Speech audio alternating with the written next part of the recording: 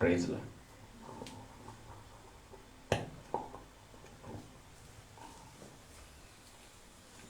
ஹல்லேலூயா. கர்த்தருக்கு ஸ்தோத்திரம் உண்டாவதாக. இந்த நாளிலும் கூட கர்த்தர் நம்ம மத்தியிலே வீற்றிருக்கிறார். அவர் நல்லவர். எத்தனை பேர் சொல்ல முடியும் இயேசு நல்லவர்னு சொல்லி? ஹல்லேலூயா. இயேசு நல்லவர். அவர் நல்லவரா இருக்கிறனால தான் நம்ம எல்லாம் உட்கார்ந்துருக்கிறோம். இல்லைன்னு வச்சுக்கோங்க, என்னைக்கும் பஸ்பமாய் மாறி இருப்போம். ஆமென். அப்படிதானங்க? உண்மையிலே நான் நினைச்சு பார்ப்பது உண்டு. சாமுவேல் அதாவது வாழ்ந்த நாட்கள்ல சாமுவேலுக்கு ஒரு தகப்பனாய் வளர்ப்பு தந்தையாய் ஒருத்தர் இருந்தார், ஆசாரியர் இல்லையா, ஏலி. அவருடைய 2 பசங்களையும் ஆண்டவர் வந்து நெருப்புல அப்படியே போட்டு பஸ்பமா மாத்திட்டார். அந்த பிதாவாகிய தேவன் ஒருவேளை நம்ம மத்தியில் இப்ப இருப்பாரானால் என் நிலைமை என்ன ஆகும்? என்னதான் யோசிச்சு பார்ப்பேன். ஸ்தோத்திரம், கர்த்தருக்கு ஸ்தோத்திரம். ஏன்னா இயேசு நல்லவரா இருக்கிறனாலதான் நம்ம இன்னும் நான் நடந்து கொண்டு இருந்தேன். இன்னைக்கு ஊழியக்காரனாய் கர்த்தர் மாத்தி இருக்கிறார். இன்னைக்கு இல்லைன்னா இன்னைக்கோ வேறு இருக்கும். அப்படிப்பட்ட நல்லவர் இன்னைக்கு உங்க கூட பேச விரும்புகிறார். பேஸ்புக்ல லைவ்ல, யூடியூப்ல லைவ்ல பார்க்கிற ஒவ்வொருவரையும் கர்த்தரும் ரட்சகருமாகிய இயேசு கிறிஸ்துவின் இனிய நாமத்தினாலே செஞ்சேரி ஜெப வீட்டின் சார்பாக உங்களுடைய அன்போடு வாழ்த்துகிறேன், வரவேற்கிறேன். கர்த்தருடைய கிருபையும் சமாதானமும் உங்களை ஆட்கொள்வதாக உங்களுக்கும் என்னுடைய நல்ல வாழ்த்துக்களை நான் தெரிவித்துக் கொண்டு மறுபடியுமாய் உங்கள் யாவருக்கும் புத்தாண்டு நல்வாழ்த்துக்களை கர்த்தராகிய இயேசுவின் நாமத்தில் தெரிவித்துக் கொள்ளுகிறேன். கர்த்தர் உங்களை இந்த ஆண்டுல ஆசீர்வதித்து உங்களை அநேகத்துக்கு அதிகாரியாய், எதுக்குன்னா அநேகத்துக்கு அதிகாரி அப்படின்னு பொருளாதாரம் நினைச்சுக்காதீங்க, அநேக ஆத்துமாக்களுக்கு அதிகாரியாக கர்த்தர் மாற்ற போகிறார். அல்லேலூயா. அதுதான் உண்மையான ஆசீர்வாதம். பொருளாதாரம் எல்லாம் அழிஞ்சு போயிடும், ஆனா ஆத்துமாக்களை சம்பாதித்து பாருங்க, அது என்னைக்குமே அழியாது. அந்த அழிவுக்கு இதோ கர்த்தர் முன்பாக நிற்கிறவராயிருக்கிறார். அந்த அழிவே உண்டாகாதபடி கர்த்தர் பாதுகாப்பார். கர்த்தருக்கு ஸ்தோத்திரம். சரி, இந்த நாள்ல கூட அதிக நேரம் நான் எடுத்துக்கொள்ள விரும்பல. இன்னைக்கு நமக்கு திருவிருந்து ஆராதனை இருக்கிறது. கர்த்தர் இந்த திருவிருந்து ஆராதனையை ஆசீர்வதிப்பாராக. அதுக்கு முன்பாக இதோ தேவன் நமக்கு தந்திருக்கிற விசேஷமான ஒரு வாக்குத்தத்த வசனத்துக்கு நேராய் நாம் நடந்து போக போகிறோம். தேவன் நம்ம கொடுத்திருக்கிற வாக்குத்தத்த வசனம் என்ன? நீதிமொழிகளின் புஸ்தகம் 28ஆம் அதிகாரம் 20வது வசனத்தை வாசிக்க கேட்கலாம். நீதிமொழிகளின் புஸ்தகம் 28ஆம் அதிகாரம் 20வது வசனம். ஆமென். ஆமென். இத்தனை வருடங்கள்ல வாய் இன்னைக்கு திறந்திருக்கிறது. ஹல்லேலூயா, ஸ்தோத்திரம். இனி ஒவ்வொரு நாளும் அந்த இந்த வாய் திறக்கப்படுவதாக வசனை வாசிப்பதற்கு. Price God. பாருங்க, இன்னைக்கு ஆண்டவர் சொல்றாரு பாருங்க, உண்மையுள்ள மனுஷன் பரிபூர்ண ஆசீர்வாதங்களை பெறுவார். ஹல்லேலூயா. கவனிங்க, கவனிங்க. வர்றவங்க வரட்டும், நீங்க வசனத்தையும் கர்த்தருடைய பிரசன்னத்தையும் கவனமாய் செயல்படுங்கள். உண்மையுள்ள மனுஷன் பரிபூர்ண ஆசீர்வாதங்களை பெறுவான். இதுதான் நம்ம வந்து நியூ இயர் அன்னைக்கு முதல் நாளில பார்த்தோம். அதுல நிறைய பேர் தூங்கிட்டோம். அதனால மறுபடியுமா இந்த வாய்ப்பு கிடைக்குமான்னு யோசிச்சேன். இன்னைக்கு பரவாயில்ல, கர்த்தர் இந்த வாய்ப்புகளை எனக்கு மறுபடியும் கொடுத்திருக்கிறார் உங்க இடத்துல பகிர்ந்து கொள்ளும்படி. 1-2 பேரை தவிர எல்லாரும் தூங்கிட்டீங்க. அதனால மறுபடியுமா இந்த வார்த்தையை நான் உங்க இடத்துல பகிர்ந்து கொள்ள ஆசைப்படுகிறேன். ஆவியானவர் எனக்கு ஏவுதல் கொடுத்தார், இந்த வார்த்தையை நீ சொல்லு அப்படின்னு சொல்லி. அப்போ கர்த்தர் நமக்கு இந்த ஆண்டுலயே ஆண்டு சொல்லியிருக்காரு, பரிபூர்ணத்தின் ஒரு ஆண்டு. இந்த வாக்குத்தத்த அட்டை நீங்க பாத்தீங்க அப்படின்னா, இந்த பரிபூர்ணம் அப்படிங்கிறது வந்து இந்த எல்லோ கலர்ல அப்படியே கோல்டன் கலர்ல ஜொலிக்கிற மாதிரி போட்டிருக்காங்க. அருமையான அன்பு சகோதரர் ஒரு பாஸ்டர் டிசைன் பண்ணி கொடுத்தாரு. அருமையான இந்த ஊழியக்காரர் நமக்காக டிசைன் பண்ணி ஒவ்வொரு வருடமும் கொடுக்குறாரு இந்த வாக்குத்தத்த அட்டையும் கேலண்டரும். அப்படி இருக்கும்போது பாருங்க, அந்த லைட் வெளிச்சம் மேல வச்சோம் அப்படின்னா அந்த பரிபூர்ணங்கிறது ஜொலிக்கும். ஆனா அந்த பரிபூர்ணம் வந்து எப்ப நிறைவேறும் தெரியுமா? எப்ப நிறைவேறும்? அதுக்கு மேல ஒரு வார்த்தை இருக்குது, உண்மையுள்ள மனுஷன் பரிபூர்ண ஆசீர்வாதங்களை பெறுவான். உள்ள உட்காந்துங்க சிஸ்டர், ரொம்ப குளிரும், தயவு செய்து. சோத்திரம். உண்மையுள்ள மனுஷன் பரிபூர்ண ஆசீர்வாதங்களை பெறுவானா? ஆண்டவர் அதான் சொல்றார். பரிபூர்ணம் சும்மா கிடைக்காது. எதுலையுமே விலைக்கரையம் செலுத்தாமல் எதையும் தேவனிடத்திலிருந்து பெற்றுக்கொள்ள முடியாது என்பதை நீங்க தெரிந்து கொள்ளுங்க. இயேசு உண்மையிலே வந்து விடுதலை செய்கிறவர் தான். இந்த இயேசு கிறிஸ்து எட்டி எட்டி பாக்குறப்பா மேல உட்காரு. சோத்திரம். இயேசு உடைய விடுதலை பாத்தீங்கன்னா மெய்யான விடுதலை, இலவசமான விடுதலை. அதுல வந்து சந்தேகமே கிடையாது இல்லையா? இயேசு விடுதலை கொடுத்தாருன்னா, ஒரு மனுஷன் ஆசீர்வதிச்சாருன்னா அது இலவசமான விடுதலையும் இலவசமான ஒரு ஆசீர்வாதமும் தான். ஆனா அதுக்கு விலைக்கரியம் செலுத்தணும். விலைக்கரியம் செலுத்தாம எந்த ஒரு விடுதலை ஆண்டவர் கொடுக்கலையே. விலைக்கரியம் செலுத்தாம எந்த இடத்துலயும் விடுதலை உண்டாகல. பரித்திமேயு பிறவி குருடர், அவர் என்ன விலைக்கரையை செலுத்தினார் நீங்க நினைக்கிறீங்க? இலவசமா இயேசு விடுதலை கொடுக்கல. நம்மளுடைய நினைப்பு என்ன தெரியுங்களா? இயேசு கிறிஸ்துவ போனா காசு கொடுக்க வேணாம். நம்மளுடைய நினைவே, மனுஷங்க நினைவே காசு பணம் காசு பணம். இந்த விலைக்கரையனுடைய உடனே என்ன பண்ணுறது இப்படி சொல்லிட்டீங்க? நான் தசம்பாகம் கொடுக்குறேன், நான் காணிக்கை கொடுக்குறேன், எவ்வளவு விலைக்கரையும் கொடுக்குறேன். ஐயா, இதெல்லாம் நீ கொடுக்க வேண்டியது. தசமபாகம் என்பது நீ தர வேண்டியது. காணிக்கை என்பது நீ கொடுக்க வேண்டிய ஒரு கட்டாயம். நீ ஆசீர்வாதத்தை பெற்றுக்கொள்வது. இதையெல்லாம் கொடுத்துட்டு இதை நான் செய்தேனே, இதை நான் செய்தேன். இதுக்கு மேல ஒரு காரியம் இருக்கு. இதெல்லாம் பேஸ்மெண்ட். ஒரு வீடு கட்டுறதுக்கு பேஸ்மெண்ட் இல்லைன்னா அந்த வீடு நிக்காது. பேஸ்மெண்ட் போட்டுதான் ஆகணும். அப்ப விலைக்கரையம்னா என்ன? அப்படி என்ன இந்த விலைக்கரையம் இந்த பரித்துமையை செலுத்தினார் அப்படின்னா, அவர் 2 முறை இந்த விலைக்கரையம் செலுத்தினார். என்ன தெரியுங்களா? விசுவாசத்தோடு எழுந்து நின்று அந்த கூட்டத்தின் மத்தியில, இயேசுவே தாவீதின் குமாரனே எனக்கு இறங்குன்னு சொல்லி கூப்பிட்டார். இன்னைக்கு எத்தனை பேர் இயேசுவை கூப்பிடுகிறவர்களாய் விலைக்கரையம் செலுத்துகிறோம்? எத்தனை பேர் கூப்பிடுறோம்? யோசனை பண்ணி பாருங்க. ஆண்டவர் சொல்றாரு, ஆபத்து காலத்தை என்னை நோக்கி கூப்பிடுன்னு. இன்னைக்கு ஆபத்து வந்தா என்ன நடக்குதுங்க? என்னங்க அல்லேலூயா. பக்கத்து வீட்டுக்காரங்கெல்லாம் அண்ணே அக்கா, ஏதாவது வியாதி வந்துருச்சுன்னா பாஸ்டர் சோத்ரம். அந்த பாஸ்டரை கொண்டு வந்ததே ஒருத்தர் இருக்கிறாரு. அவர் சொன்னாரு, ஆபத்து காலத்தை என்ன நோக்கி கூப்பிடுனா ஆபத்து காலத்துல பாஸ்டரை நோக்கி கூப்பிடுங்கிற மாதிரி கதை ஆகி போச்சு. அல்லேலூயா. எனக்கு ஒருத்தர் கூப்பிடுவாங்க, பெரிய பெரிய காரணம் பரவாயில்ல, என்ன எது கூப்பிடுவாங்க, தூக்கம் வரலன்னு கூப்பிடுவாங்க. எப்படி இருக்கும்? தம்பி எனக்கு தூக்கம் வரல தம்பி, கொஞ்சம் ஜெபம் பண்ணி கொடுங்க தம்பி. ஆண்டவரே என் நிலைமையை பாருங்க ஆண்டவரே.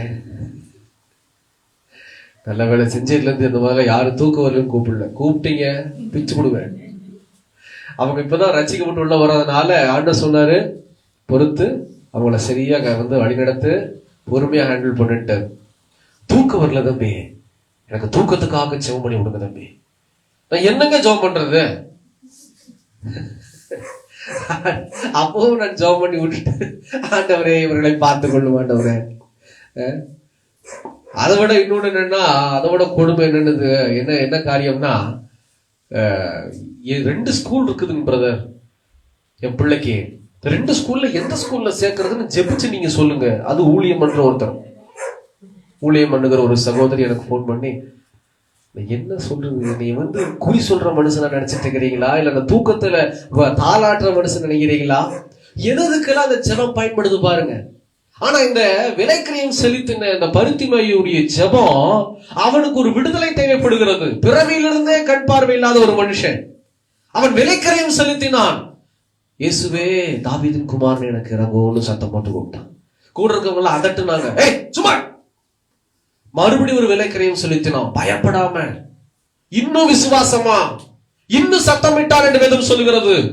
இயேசு அந்த விலைக்கரையத்துக்காக காத்திருந்தார். போயிட்டே இருக்கிறார். நீ கூப்பிடு, இன்னும் கூப்பிடு, நீ பயந்து.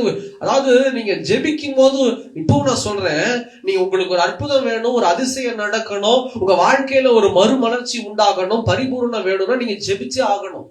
இந்த ஆண்டுல நீங்க ஜெபிக்கல அப்படின்னா என்ன வேலை செஞ்சாலும் ஆசீர்வாதம் இருக்காது. நான் இடத்துல இருந்து பைபிளை கையில வச்சுட்டு உண்மையை சொல்றேன், பலிபீடத்துல இருந்து ஜெபிக்கிறவங்க மட்டும்தான் நாள்ல நிக்க முடியும். போக போக ஏன்னு நான் சொல்லுகிறேன். ஏன்னு கேட்டா, இந்த வாக்குத்தத்த வசனம் ஏதோ நீங்க நினைச்சுக்காதீங்க, மறுபடியும் நான் சொல்லுகிறேன், இதோ பைபிள்ல பார்த்து எடுத்துட்டு கொடுக்குற ஒரு வசனம் ஏனாதானோன்னு இல்ல. நவம்பர் மாதத்திலிருந்து ஜெபிப்போம், ஆண்டவரே என்ன வசனம், இந்த ஆண்டுக்கு என்ன வசனம் கொடுக்க போறீங்க, எனக்கு என்ன வசனம், உங்க பிள்ளைகளுக்கு என்ன வசனம்னு சொல்லும் போது கர்த்தர் பல நாட்கள் கழித்து ஆண்டவர் பேசுவார். வாக்குத்தத்தம் இதுதாண்டா அப்படின்னு சொல்லி அதை உறுதிப்படுத்துகிற வண்ணமாய் தேவ சமூகத்திலே ஜெபிக்க ஜெபிக்க ஜெபிக்க வாக்குத்தத்தங்களை உறுதிப்படுத்தி, அந்த வாக்குத்தத்தங்களுக்கு கீழாக என்னென்ன மாதிரில நீ இருக்கணும், நீ இந்த மாதிரிலாம் இருந்தீனா இந்த மனுஷன் பரிசுத்தவான்களை காண்பித்து, இந்த பரிசுத்தவான்களுடைய வாழ்க்கையின்படி உன் வாழ்க்கை இருக்குமானால், இந்த வசனத்தின்படி உன் வாழ்க்கை இருக்குமானால் நான் உன்னை ஆசீர்வதிப்பேன்னு சொல்லி உடன்படிக்கை பண்ணினதுக்கு அப்புறமா தான் நாங்க பிரிண்ட் பண்ண கொடுப்போம். பிரதர் இதுதான் வாக்குத்தத்தம், ஏதோ சாதாரணமா தொங்க விடுற வசனம் அல்ல, ஸ்டிக்கர் கிடையாது. இயேசு உங்களுக்கு கொடுக்கிற ஜீவனுள்ள வார்த்தை. இது ஜெபிச்சு உங்ககிட்ட நாங்க கொடுத்திருக்கிறோம், ஏனோ தானோன்னு கொடுக்கல. இது பல பேருடைய காணிக்க, என்னுடைய சம்பளம் அல்ல, தேவ பிள்ளைகளுடைய காணிக்க. கர்த்தர் விலையேற கொடுத்த ஒரு ஆசீர்வாதம், தியாகத்தோடு கொடுத்த காணிக்கைங்க. கேலண்டரும் வாக்குத்தத்த அட்டையும் என்னுடையதல்ல, தேவன் கொடுத்த வார்த்தை, தேவன் கொடுத்த கட்டளை. தேவன் தம்முடைய பிள்ளைகளை எழுப்பி ஸ்பான்சர் பண்ண காரியம் உங்க வீட்டுல தொங்கிட்டு இருக்குது. அதை நீங்க எப்படி பிரயோஜனப்படுத்தணும் தெரியுமா? இந்த வசனத்தை வாசித்து தியானித்து வசனத்துக்குள்ள இருக்கணும். அதுதான் விலைக்கரையம். இந்த விலைக்கரையம் செலுத்தாம நீங்க பரிபூர்ணத்தை இந்த ஆண்டுல பார்க்க முடியாது தேவ பிள்ளைகளை. அந்த பரித்திமையோ இதோ விசுவாசத்துல விலைக்கரையம் செலுத்தினார், அதட்டின போதும் ஜெபம் பண்ணினார். நீங்க ஜெபம் பண்ணோன்னு ஒரு எதிர்ப்பு வந்தோன்னு, ஆப்போசிட்டா ஒரு ரிலேஷன் நடந்தோன்னு அமர்ந்து உட்கார்ந்துக்கிறீங்க. இந்த ஆண்டுல எழுந்து நில்லுங்க இயேசுவின் நாமத்தினால. நீங்க ஜெபிக்கும் போது பிரச்சனை வரதான் செய்யும். பிரச்சனையே வரக்கூடாதுன்னா நீங்க கிறிஸ்தவர்கள் அல்ல, நீங்களும் நானும். ஒரு சில உபதேசங்கள் உண்டு. நீ இயேசுவின் பக்கத்துல வா, ஒரு பிரச்சனையும் வராது. யார் சொன்ன பிரச்சனை வராதுன்னு? எந்த ஊழியர் சொல்லுகிறார்? அது ஊழியக்காரர் எனக்கு தெரியாது, அது எந்த மனுஷனுடைய ஊழியக்காரன் எனக்கு தெரியாது. இயேசு சொன்னார், உனக்கு உலகத்துல இந்த பிரச்சனை வரும், ஆனாலும் நான் உனக்கு ஜெயிச்சவன் கூட இருக்கிறேன். அல்லேலூயா. அதுதான் உண்மையான கிறிஸ்தவ வாழ்க்கை. சாத்ராக் மேஷாக் ஆபேத்நேகோவுக்கு பிரச்சனை இருந்தது, தேவன் கூட இருந்தார். சுத்தி நெருப்பு, ஆனாலும் தேவன் நடு மத்தியில உலாவினார், அவர்களை விடுதலை செய்தார், உலாவினார். வெளியில வரும்போது அந்த தூசியினுடைய துரும்பு கூட, வாசனை கூட அவங்க மேல இல்ல, ஒரு தூள் கூட அவங்க மேல இல்ல. ஆனா பிரச்சனைகள் மத்தியில உலாவும்படி வாலிபர்களை நடத்தினார். இன்னைக்கு இந்த 2025ஆம் ஆண்டுல நீங்கள் பரிபூரணம் அடையணும்னா விலைக்கரையமாகிய ஜெபத்தை நீங்க செலுத்த வேண்டும். இரண்டாவது, பிரச்சனைகள் மத்தியில தேவனை இன்னும் அதிகமா தேடணும். ஒரு சில வீட்டுல போய் சொல்லுவேன், ஜெபம் பண்ணுங்க. அவங்க சொல்றாங்க, என்ன பிரதர் ஜெபம் பண்ணுங்க ஜெபம் பண்ணுங்கன்னு சொல்றீங்க, எத்தனை பிரச்சனைகள் இருக்கு தெரியுமா, ஜெபிக்கவே எனக்கு முடியல. ஆனா வேதம் சொல்லுகிறது, நீ துன்ப நேரத்துலதான் அதிகமா ஜெபிக்கணும். நான் சொல்லல, வசனத்துல தேவன் எழுதி கொடுத்திருக்கிறார். உனக்கு துன்பம் வருதா, பிரச்சனை வருதா, உன் ஜெபத்தை அதிகப்படுத்து. அந்த நேரத்துல உட்கார்ந்து என்னால ஜெபிக்க முடியல புரிஞ்சு கொள்ள மாட்டீங்களா? புரிந்து கொள்ள முடியாது.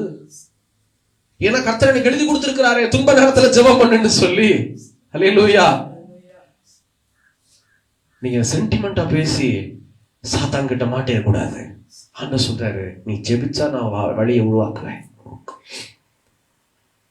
அந்த மனுஷன் 2 தடவை ஜெபம் பண்றாரு, ஆண்டவர்கிட்ட எனக்கு இறங்கும். ஆப்போசிட்டா எல்லாம் அதட்டுறாங்க, மிரட்டுறாங்க. அவர் ஜெபம் இன்னும் அதிகரிக்குது, இன்னும் சத்தமிட்டான். அப்ப நான் சொல்றேன், நீங்க ஜெபம் பண்ணும் போது உங்களுக்கு ஆப்போசிட்டா நடக்கும். நீங்க என்ன காரியத்துக்கு ஜெபிக்கிறீங்களோ அந்த காரியத்துக்கு பயங்கர ஆப்போசிட்டா அலை எழும்பும். பயந்துராதீங்க. அது ஒரு அடையாளம். என்ன அடையாளம் தெரியுமா? போய் நடந்துட்டு இருக்கிற இயேசு நிக்க போறாருங்கிற அடையாளம். உங்க கூக்குரலை கேட்டு நின்னு பக்கத்துல அவனுடைய இதோ அவனுடைய கண்களை திறந்தது போல உங்களுடைய வாழ்க்கையை திறக்க போறாருங்கிற அடையாளமே அந்த அலை எழும்புகிறது தான். அலை எழும்பாத இடத்துல தயவு செய்து நீங்க பொறுமையா இருந்துடாதீங்க. அது வேற ஏதோ சிச்சுவேஷன். உங்களுக்கு எதிராக அலை எழும்பணும். நீங்க ஜெபிக்கிற காரியத்துல அலை எழும்பணும். இந்த செஞ்சேரிக்காக ஜெபிக்கும் போது நிறைய அலைகள் எழும்பி இருக்கு. இன்னும் போராடி கொண்டு இருக்கிறோம் அவருடைய நாமத்தினால. தயவு செய்து எதை கண்டும் பயப்படாதீங்க. இந்த ஆண்டுல எதிர்த்து நில்லுங்க, பிசாசு எதிர்த்து நில்லுங்க. அப்பதான் ஆண்டவருக்கு பிடிக்கும். அவர் பாருங்க, ஒரு தடவை கூப்பிடும் போது இயேசு நிக்கல. இயேசுக்கு தெரியாம இருக்குன்னு நினைக்கிறீங்களா? இந்த மாதிரி ஒரு கண் பார்வையில்லாத மனுஷன் எனக்காக காத்திருக்கிறான். வாஞ்சையாய் காத்திருக்கிற மனுஷர்களை தேடி வருகிறவர் அந்த இயேசு. தெரியாம இருக்குன்னு நினைக்கிறீங்களா? நல்லா தெரியும். தெரிஞ்சுக்கிட்டே பேசாம நடந்து போறார் ஆண்டவர். ஏன்னா அவர் எதிர்பார்ப்பது விலைக்கரையா. அந்த விலைக்கரையத்தை அந்த மனுஷன் முழுசா செலுத்தும் போதுதான் நின்னு கூப்பிடுறாரு. 3வது விலைக்கரையம் என்ன கேட்கிறாருன்னா, நான் உனக்கு என்ன செய்யணும்? அவன் கண் பார்வையை திறக்கணும்னு சொல்லி கேட்கல, இறங்குன்னு தான் கூப்பிட்டான். அதனாலதான் ஆண்டவர் கேட்டாரு தெளிவா, நான் உனக்கு என்ன செய்யணும்? ஆண்டவர் எனக்கு கண் பார்வை தெரியணும். அடுத்த ஒரு விலைக்கரையம், 4வது விலைக்கரையம் கேட்கிறாரு ஆண்டவர், நீ விசுவாசிக்கிறியா? நீ நம்புறியா?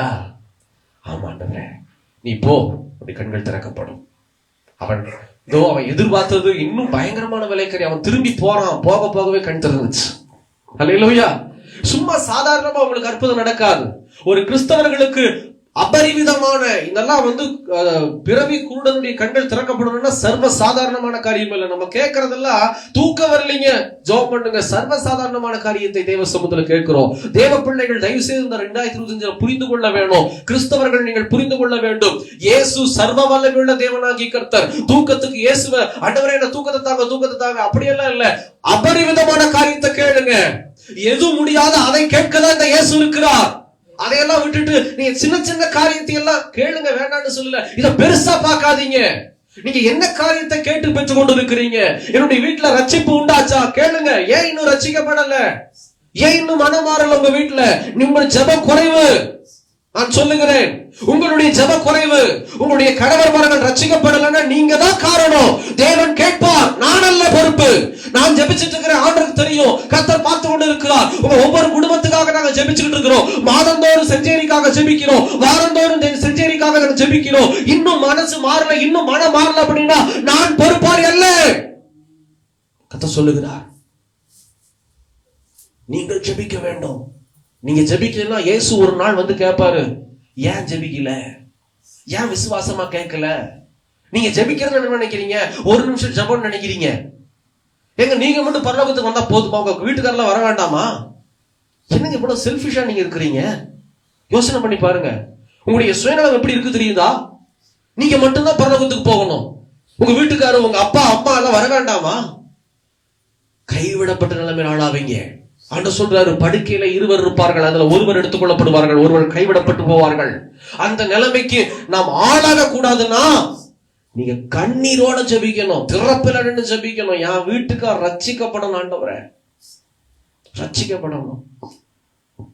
இந்த ஆண்டு ஜெபத்தின் ஆண்டு. இந்த ஆண்டு பிசாசை எதிர்த்து நின்று ஜெபிக்கிற ஒரு ஆண்டு. சர்வ சாதாரணமான ஆண்டு அல்ல.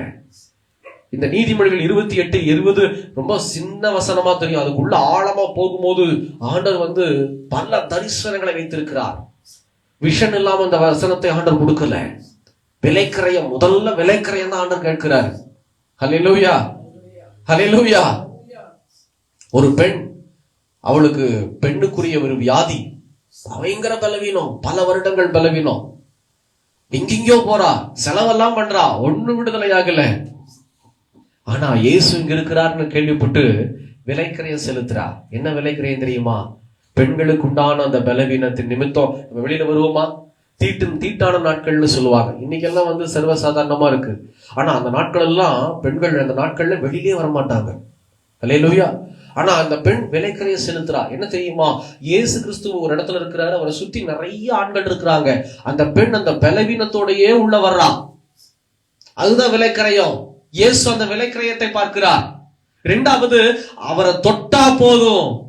ஏன்னா அவர் பரிசுத்த தெய்வம். இரண்டாவது, ஆண் மகனாய் இருக்கிறார். அத கூட யோசிச்சிருப்பா நான் நினைக்கிறேன். இங்க பைபிள்ல போடல, என்னுடைய இமேஜின். அந்த பெண் நினைச்சிருக்கலாம், அவர் என் முகத்தை பார்க்க வேண்டாம், என்ன என் தீட்டான என்னை அவர் தொட வேண்டாம், நான் அவருடைய ஷாலை தொட்டா போதும். அவள் விலைக்கரையம் செலுத்தினாள், விடுதலையை பெற்றுக்கொண்டார். இன்னைக்கு உங்க வாழ்க்கையில பரிபூர்ணம் அடையணும் நீங்க விரும்புற கிறிஸ்தவர்களை நான் பார்த்து கேட்கிறேன், நீங்கள் என்ன விலைக்கரையம் செலுத்தினீர்கள் விடுதலை கேட்பதற்கு? ஆண்டவர் இடத்துல கேட்டாரு, நீ என்ன ஆசீர்வதின்னு கேக்குறீங்க, நீ என்ன விலைக்கரையண்டா செலுத்துன? நான் உன்னை ஊழியத்தை கொடுத்து உன்னை ஆசீர்வதிக்கணும்னு, நான் உன்னை பலப்படுத்தணும்னு நீ என்னத்தை பண்ண? இன்னைக்கு இந்த இயேசு என்ன பார்த்து கேட்டார்? தயவு செய்து சும்மா ஆசீர்வாதம் வராது. சும்மா உங்களை பலப்படுத்த மாட்டார், சும்மாவெல்லாம் உங்களை உயர்த்த மாட்டாரு. நீங்க விலைக்கரையம் செலுத்தணும்.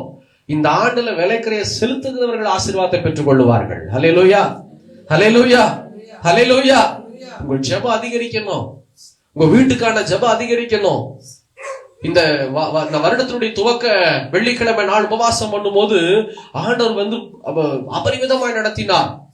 தேவ சமூகத்துல ஜெபிக்க முழங்கால் படியிடும் போது எதற்காக ஜெபிக்கணும்னா ஆண்டவர் வேற விதமா வேற மாதிரி நடத்தினாரு. எனக்கு ரொம்ப ரொம்ப வேற மாதிரி இருந்தது, ஜெபமே வேற மாதிரி இருந்தது. தனிமையா நான் ஜெபிக்கும் போது கர்த்தர் அந்த 1 மணி நேரம் ஜெபம் மட்டுமே பல ஒரு சில மணி துளிகள் ஆச்சு முடிப்பதற்கு. அபரிமிதமாய் தேவன் நடத்தும் போது அவருடைய பாரத்தை நான் புரிந்து கொண்டேன்.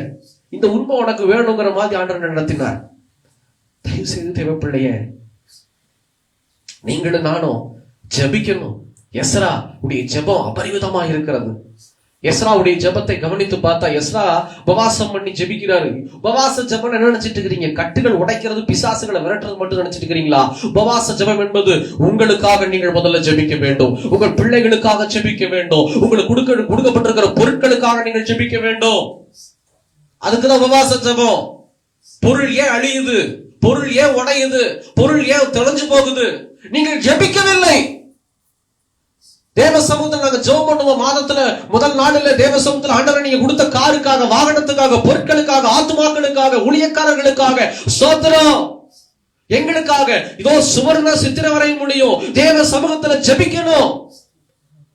அந்த ஜெபத்தை நீங்க செய்யாதபடிக்கு பரிபூரணத்தை பார்க்க முடியாது. அருமையான தேவ பிள்ளைகளே, இன்னைக்கு பரிபூரணத்தின் ஆண்டு. ஜெபம் பண்ணாதான் பரிபூரணம். ஹல்லேலூயா, ஹல்லேலூயா. தயவு செய்து உங்களுக்கு ஆசீர்வாதம் வேணும்னா ஆபிரகாமே வந்து உங்களை ஆசீர்வதித்தாலும் ஆகாது. கர்த்தர் சொல்லுகிறார், நீ கேள், நான் உன்னை ஆசீர்வதிப்பேன். ஹல்லேலூயா. அதுதான் நம்ம கிட்ட கேட்கிறார்.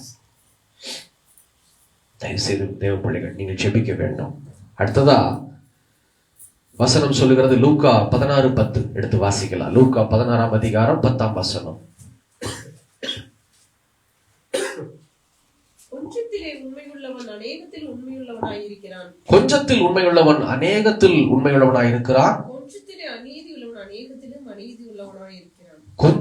அநீதி உள்ளவன் அநேகத்தில் அநீதி உள்ளவனா இருக்கிறான். ஆண்டவர் சொல்றார். எதுல எப்படி உண்மையா இருக்கணுமாமா? கொஞ்சத்துல. தூக்கம் வருதா சார்? ஆமென். இப்பதான் இன்ட்ரோடக்ஷன் முடிச்சு உள்ளே வர்றாங்க. கொஞ்சத்துல உண்மையா இருக்கணும். ஆண்டவர் வந்து நிறைய விஷயத்துல, எனக்கு யாஸ்மின் தெரியலப்பா, அவ வந்து தெரியற மாதிரி உட்காருங்க தயவு செஞ்சு. இல்ல இங்க முன்னாடி கூட வந்துருப்பாப்பா, நீ இங்க சேர்ல கூட உட்காந்துக்க, தப்பே இல்லை, தப்பே இல்லை. கர்த்தர் உன்னை ஆசீர்வதிப்பார்.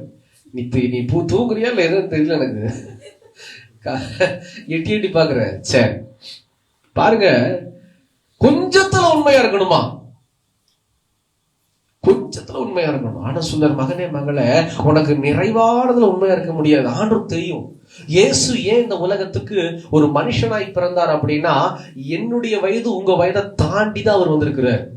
அவருக்கு தெய்வம், அவருக்கு எல்லாத்துக்கும் தெரியும், எல்லாமே தெரியும். ஆனாலும் மனுஷ ரூபத்தை எடுத்து ஒரு சில கட்டங்களை, ஒரு சில காரியங்களை அவர் தாண்டி இருக்கிறதுனாலதான் அவர் சொல்றாரு, கொஞ்சத்துல நீ உண்மையா இருந்தா போதும், நான் அநேகத்துக்கு உண்மையா ஒண்ணு மாத்துவேன். எடுத்தோட உங்களோட உண்மையா வாழ முடியாதுங்க. நான் போன வாரமே இந்த 1ஆம் தேதி நான் சொன்னேன், எடுப்புல வாக்கிங் போகணும். 50 வயசு ஆளை பார்த்து சொன்னு வச்சுக்கோங்க, முடியவே முடியாது. 30 வயசுல இருந்து நீங்க வாக்கிங் போக ஆரம்பிச்சாதான் 50 வயசுல, 70 வயசுல, 90 வயசுல வாக்கிங் போக முடியும். எடுத்தோட வாக்கிங் போ அப்படின்னா கையும் மடங்காது, காலும் மடங்காது, அப்படியே உட்கார்ந்துருக்க வேண்டியதுதான், அப்படியே போக வேண்டியதுதான் ரோபோ மாதிரி. நீங்க ஆரம்பத்திலிருந்து வேலை செய்யறவங்கனாலதான் இறுதி வரைக்கும் வேலை செய்ய முடியும். திடுதுப்புற நான் வேலை செய்யறேன் அப்படின்னா கையும் காலும் ஒத்து வராது. பிசியோதெரபி தான் கொடுக்கணும். ஹல்லேலூயா. அதுதான் ஆண்டவர் சொல்றாரு, நீ ஆரம்பத்துல இருந்து நீ உண்மையா இருந்தாதான்டா உனக்கு பெரிய காரியம் வரும்போது நீ உண்மையா இருக்க முடியும். சின்ன சின்ன விஷயத்துல 1 ரூபாய்க்கு நீ உண்மையா இல்லைன்னா உன்னை நம்பி ₹1,00,000 நான் எப்படி கொடுப்பேன்? இன்னைக்கு ஆண்டவர்ட்ட கேட்கிறோம், ஆண்டவரே என்னை லட்சத்துக்கு அதிகாரியாய் மாற்றும் ஆண்டவரே. நான் 1ஆம் தேதியே சொன்னேன், யாரோ ஒருத்தருக்கு இங்க சம்பளம், பேர் சொல்ல வேண்டாம் இல்ல, யாராவது ஒருத்தருக்கு சம்பளம் வந்து ஆண்டவர் 10,000 கொடுக்குறாரு வச்சுக்கோங்க. 10,000 நீங்க உண்மையா இருக்கணும். கொடுக்குற 10,000 5,000 வச்சுக்கோங்க. அந்த 5,000 நீங்க உண்மையா இருக்கணும். இந்த 5,000 உண்மையா இருந்தாதான் உங்களை நம்பி ஆண்டவர் 1,00,000, 2,00,000, 3,00,000 கொடுப்பாரு.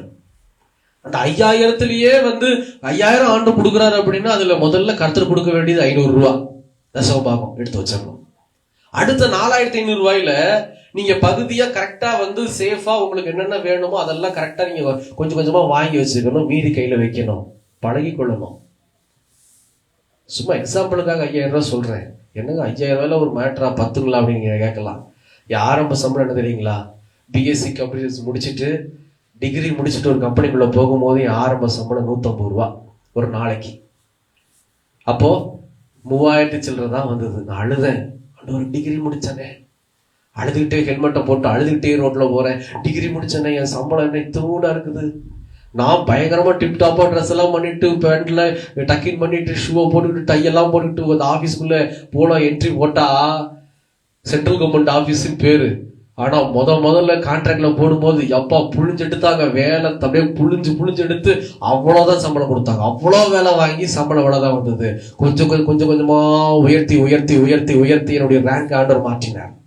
நான் வெளியே வரும்போது நான் ஏற்கனவே சொல்லியிருக்கிறேன், ஏசி ரூம்ல ஆண்டவர் உட்கார செய்து, தனி கேபினை ஆண்டவர் எனக்கு கொடுத்து, உயர்ந்த ஸ்தானத்தை கொடுத்து, சம்பளத்தை உயர்த்தினார், மரியாதையை உயர்த்தினார். நான் சாப்பிடுற இடத்தை இதோ ஆபீசர் ரேங்க்ல உட்கார செய்து, ஆபீசரோடு உலாவ செய்து தேவன் உயர்த்தி தான் வெளியில கொண்டு வந்தார்.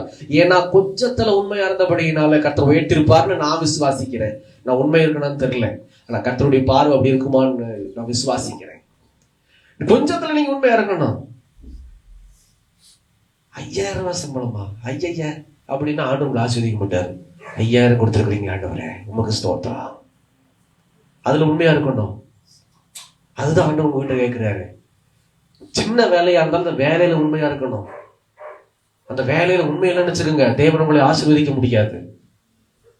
கர்த்தர் உங்களை அறிந்திருக்கிறார். ஊழியம் ஆரம்ப ஊழியத்துல பாத்தீங்க அப்படின்னா கர்த்தர் கொண்டு போய் நடத்தின விதம் வேற விதமா இருந்தது. பயங்கரமா நடத்துறாரு. சேலம் மாவட்டம், அதாவது வெளியூர் மாவட்டங்கள் தான் ஜாஸ்தி. சேலத்துல ஒரு பெரிய தீர்க்க தரிசன கூட்டத்துக்கு மாதந்தோறும் ஜெபிக்க வேற தியானிக்க 2015 ஆண்டு, கிட்டத்தட்ட 10 வருடத்துக்கு முன்னாடி நடந்த சம்பவம்.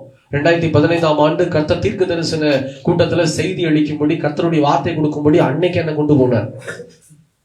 எல்லாம் வால் போஸ்டர்ல எல்லாம் என் போட்டோ பேரெல்லாம் போட்டு இடத்துல YMCA மஹால்ல கலெக்டரேட் ஆபீஸ் பக்கத்துல நடந்துச்சு கூட்டம். எல்லாரும் பார்த்து, சொந்தக்காரங்க எல்லாம் பார்த்து, அப்பா என்ன உன் பையன் பேரு போட்டோ எல்லாம் இங்க வந்திருக்குது அப்படி இப்படின்னாங்க. அந்த கூட்டத்துல பிரசங்கம் பண்ணிட்டு 2016 தாராபுரத்துல ஒரு சபைக்கு கொண்டு போனார், இம்மானுவேல் ஜெப மையம் அப்படின்னு சொல்லி. நானும் அப்படியே பயங்கரமா செபிச்சுட்டு, ஏன்னா அந்த கூட்டம் பார்த்தீங்கன்னா பயங்கர கூட்டம், நல்ல ஒரு அதிகமான ஆத்துமாக்கள் இருப்பாங்க. நான் கொடுத்த செய்தி எல்லாம் அங்க கொடுத்துட்டு நான் அப்படிதான் ஆயத்தமாவேன். அந்த ஆலயத்துக்கு போய் சரி நான் வந்து பெரிய டேபிள், பலிபடம் எல்லாம் இல்ல, ஒரு டேபிள், அதை மறைச்சு வெள்ளை துணி போட்டிருந்தாங்க. கீழே குமிஞ்சு நான் ஜோம் பண்ணிட்டு 10 நிமிஷம் 15 நிமிஷம் ஜோம் பண்ணிட்டு மேல எந்திரிச்சு பாக்குறேன். ஏன்னு சொல்லுங்க, நான் பார்த்த ஆத்துமாக்கள் இப்படி கூட்டம். அங்க ஆண்டவர் நிறுத்தின ஆத்துமாக்கள் 3 பேர். இந்த மாதிரி குட்டீஸ் 2 பேரு, ஒரு வயசானவங்க. இப்படி இருக்கும். தனஜோதி அம்மா 2 குட்டீஸ். எனக்கு அப்படியே சோர்ந்து போய் பிரசங்கம் பண்றதுக்கே மனசே இல்லை. இவங்களுக்கு நான் பிரசங்கம் பண்ணணுமா? இந்த குட்டீஸுகளுக்கு என்ன தெரியும்? அங்க பாருங்க, இப்பயே பாருங்க கீழே குஞ்சு நோ பண்ணிட்டு இருக்கா. விடுங்க இவங்க சும்மாவே சொல்றேன். சும்மா அவனை பிடிச்சி கொண்டு உட்கார வச்சிருக்கிறோம். அவனுக்கு என்னன்னே தெரியல. தனஜோதி அம்மா மட்டும்தான் அவன் நாம எடுக்கிறாங்க. எத்தனை நேரம் அம்மாவே பார்த்து நான் பிரசங்கம் பண்றது? போர் அடிச்சிடாது? அப்படியே எனக்கு 1 மணி நேரம் பிரசங்கத்துக்கு நான் தயாராகி நிக்கிறேன். 1.5 மணி நேரம் 1 மணி நேரம், அப்போல்லாம் 2 மணி நேரம் பிரசங்கம் ஆயிடும். 2015 போல குறைச்சிட்டேன். எல்லாம் ஓடிடுவீங்க ஜனங்கள்ல. குறைஞ்சது 2 மணி நேரம் பிரசங்கம் இருக்கும் 2015 ஆண்டுல எல்லாம். நானும் 1.5 மணி நேரம் 2 மணி நேரத்துக்கு 1.5 மணி நேரம் பிரசங்கம்னா 1/2 மணி நேரம் ஜெபத்தை கர்த்தர் நடத்தி இருக்கிறாரு, பார்த்திருக்கிறேன். அப்போ எல்லா சேலம் மாவட்டத்துல பூரா கலக்கியாச்சு. தாராபுரத்துல வந்து இத்தனோடு 3 பேரு. சோர்ந்து போய் நின்று போது ஆண்டவர் சொன்னாரு, இவங்களும் ஆத்துமாதான். நான் எடுத்தோம் நாங்க நிறுத்திட்டீங்க, கொண்டு வந்த ஏன் தெரியுமா? நீ பழகு. ஆத்துமாக்களை பார்க்காத, ரட்சிப்புக்கு ஏதுவா இருக்கிற இருதயத்தை பார்த்து, இவங்களுக்கு பின்னாடி நிக்கிற தூதர்களை பார்த்து நீ பிரசங்கம் செய்ய கத்துக்கோ அப்படின்னு சொல்லி கர்த்தர் பழகினார், என்னை பலப்படுத்தினார். அந்த இடத்துல 1.25 மணி நேரம் கர்த்தருடைய வார்த்தையை பிரசங்கம் செய்து 20 நிமிடம் ஜெபிக்க கர்த்தர் கிருபை தந்தார். மெல்ல நடத்தி கர்த்தர் இன்னைக்கு யூடியூப் வழியாகவும் ஃபேஸ்புக் வழியாகவும் அநேக ஆத்துமாக்கள் பார்க்கணும்னு சொல்லி இந்த மோசமான முகத்தை கர்த்தர் கொண்டு நிறுத்தியிருக்கிறார். சும்மா நிறுத்தல இந்த பிளாட்ஃபார்ம்ல. அல்லேலூயா. 10 வருடத்தினுடைய விலை கிரயத்தை தேவன் இந்த ஆண்டுல இதோ செலுத்த நிற்க செய்திருக்கிறார் தேவன். அப்போ இந்த பரிபூரணத்தை பார்க்கணும் அப்படின்னா இன்னைக்கு வந்து எங்க நைஜீரியால இருந்தும் இன்னும் ஒரு சில இடத்துல இருந்தும் கூப்பிட்டு, பிரதர் உங்க மெசேஜ் நல்லா இருக்கு, தமிழ்நாட்டுல கேரளாவில் ஒரு சில வெளிநாட்டுல இருந்து கூப்பிடுறாங்கன்னா, ஏன் நான் சொல்றேன்னா, அன்னைக்கு தாராபுரத்துல பழகின பழக்கம்தான் கர்த்தர் இன்னைக்கு இந்த லைவ் மூலயமா அநேக பேரை தொட்டு வருகிறார். ஆமென். நீங்க கொஞ்சத்துல உண்மையா இருந்தாதான் இன்னைக்கு அநேகத்துக்கு நீங்க உண்மையா வாழ முடியும். எனக்கு இன்னைக்கும் பயம். இன்னைக்கு வேற பிரதர் செய்தி நீங்க கொடுத்துருங்கன்ட்டாரா, ஜாலியா சுத்திட்டு வருவேன், லேட்டா வருவேன். திருவிருந்தாராதுல பிரதர் தானே, நமக்கு என்ன, நம்ம ஜெபம் பண்ணிட்டு நம்ம பர்சனலா ஜெபம் பண்ணி நினைக்கலான்னு. இன்னைக்கு பிரதர் நீங்க செய்தி கொடுத்துருங்கன்னு நேற்று நைட்டு எல்லா பக்கமும் சுத்தி அடிச்சுட்டு, நேற்று நைட் வந்தது 9:30 மணி, காலையில இருந்து ஜெபம் பண்ணிட்டு, ஆண்டவரே சப்பா நடுக்கத்தோட இங்க முன்னாடி நின்று கர்த்தருடைய பிரசனத்தை நிற்கும் போது தேவன் வெளிப்படுத்துகிறார். இன்னைக்கு அந்த பயம் எனக்கு இருக்கு. இந்த கை எனக்கு தெரியும், அந்த உள்ளங்கை வேர்த்துரும். எவ்வளவுதான் இருந்தாலும் வேர்த்து வேர்த்து தொடச்சுக்கிட்டே இருப்பேன். கொஞ்சத்துல நீங்க உண்மையா இருந்தீங்கன்னா நிறைவாய் கர்த்தர் உண்மையா வாழ செய்வார். நான் இப்போ 1ஆம் தேதி சொன்னேன் யோசேப்புடைய உண்மையை குறித்து. மறுபடியும் சும்மா ஒரு ரிவ்யூ மட்டும் கொடுக்குறேன். யோசேப்பு எடுத்தோன்ன பரிசுத்தத்துல உண்மையா வாழல. நீங்க நினைச்சுக்காதீங்க, அந்த பெண் இழுத்த போதிலும் யோசேப்பு உண்மையா இருந்தார். எப்படி உண்மையா இருந்தாருன்னா, ஆரம்பத்துல இருந்து மனுஷன் உண்மையா இருந்தார். எப்படி நீங்க கேக்குறீங்களா அடையாளம்? அதுல எதுல தெரியுங்களா? சின்ன சின்ன கனவை கூட ஒளிச்சு மறைக்கல, உண்மையா இருந்தாரு. ஓடி போய் வெகுளியா அந்த உண்மையா அவங்க அண்ணன்மார்ட்ட தம்பிமார்ட்ட, இந்த மாதிரி ஒரு கனவு கண்டனே, நீ என்கிட்ட இருந்து ஆசீர்வாதத்தை வாங்குறியே, மூட்டையை கடிச்சு கூட விட்டாங்க. உண்மையா இருந்தாரு. சின்ன சின்ன காரியத்துல உண்மையா இருந்தாரு. அவர் சொல்றாரு, அவங்க மனைவி பிடிச்சு அந்த பெண் பிடிச்சு இழுத்தும் போது சொல்றாரு, உன்னுடைய கணவர் என்னுடைய எஜமானன், உன்னை மட்டும் தவிர்த்துட்டு மத்த எல்லாத்தையும் நம்பி என்கிட்ட கொடுத்திருக்கிறாரு. மனுஷனுக்கு நான் உண்மையா இருக்கணும். அதுக்கும் மேல என் தேவன், அவருக்கு விரோதமா நான் பாவம் செய்வது எப்படி? தேவனுக்கு உண்மையா இருந்தார்.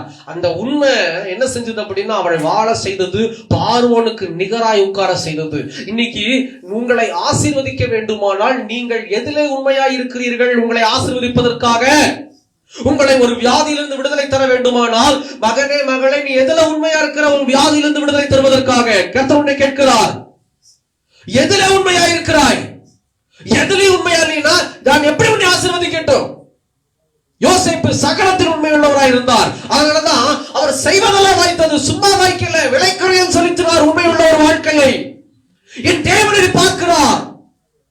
உங்களுக்கு ஒரு எண்ணம் இருக்கணும், என் இயேசு என்ன பார்த்துட்டு இருக்கிறாரு. 24 மணி நேரம் அந்த கண் என்ன செய்து அப்படி சும்மா அப்படி மினுக்கு கூட மூடல, கண்ணிமைகள் மூடவில்லை, அதை திறந்திருக்கிறது. அந்த கண்ணிமைகள் உங்களை என்னை பார்ப்பதற்காக, நாம் பேசுவதை கேட்பதற்காக.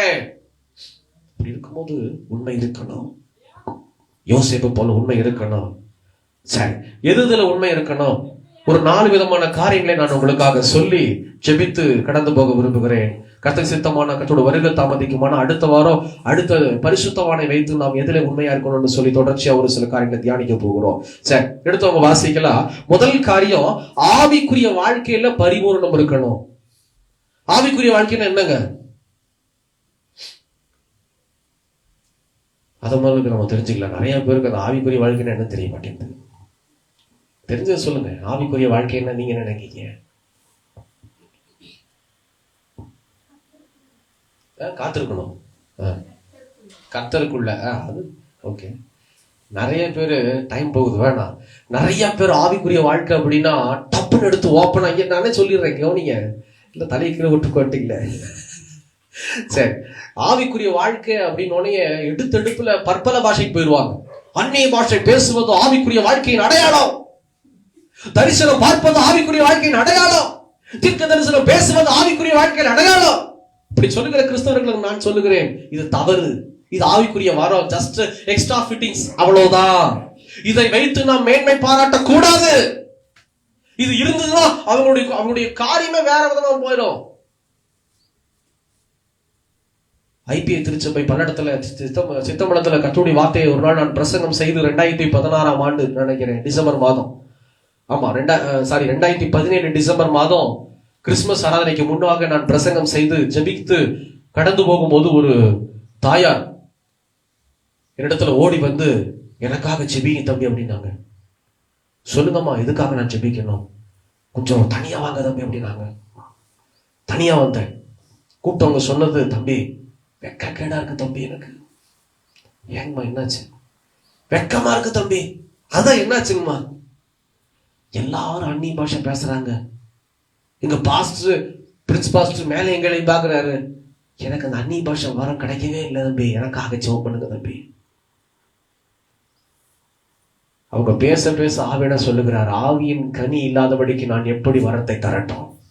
நம்ம மேல இருக்கிற பூவை பார்த்துக்கிட்டு இருக்கிறோம், கீழே வேற பார்க்கணும். உங்களுக்குள்ள கனி இல்லைன்னா வரவில்லை. எல்லா கிறிஸ்தவங்களுக்குள்ள இந்த வரம் நான் பேச வேண்டும். எப்படிங்க நான் ஜெபிக்கிட்டோம்? இந்த அம்மாக்கு வயது முதிர்த்த அம்மா, சொன்னா புரிஞ்சுக்குவாங்களான்னு தெரியல. ஆவியான சொல்றாரு, நீ பட்டுன்னு போட்டு உடைச்சிட்டு போயிடும் அப்படின்ட்டாரு.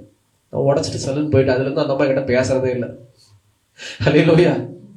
உண்மையிலே நான் சொல்லுகிறேன், உங்களுக்கு ஆவிக்குரிய வரங்கள் என்ன, கனிகள் என்ன, வரக்கூடிய நாட்கள்ல கர்த்தர் நடத்துவார்னு விசுவாசிக்கிறேன். தயவு செய்து இதை நீங்கள் அறிந்து கொள்ள வேண்டும், அறிந்து கொள்ள வேண்டும். கனி இல்லைன்னா வரம் நிலைக்காது. வரத்தினால பிரயோஜனம் இல்லை. வரம் என்பது கர்த்தர் உங்களை கொண்டு ஒரு இப்ப நான் பேசுறேன் அப்படின்னா அந்த ஸ்பீக்கர் மாதிரி தான் அந்த வரம். இந்த ஸ்பீக்கர் எதனால இயங்குதுன்னா, அந்த கரண்ட் இல்லைன்னா ஸ்பீக்கர் இயங்காது. கரண்ட் தான் உங்களுக்கு கனி. ஆண்டவர் உங்களுக்கு கனி கொடுத்தாதான் வரம் நிற்கும். அப்போ அந்த ஆவிக்குரிய வாழ்வில் பரிபூரணம் அப்படிங்கிறது நீங்க பற்பல பாஷையினாலேயோ தரிசனத்தினாலேயோ தீர்க்க தரிசனத்திலேயோ பூரணமாகும் நீங்க நினைச்சுக்காதீங்க. அது பொய், அது நிலையில்லாதது, அது என்னைக்கு வேணாலும் மாறிடும். தெரிஞ்சுக்குங்க.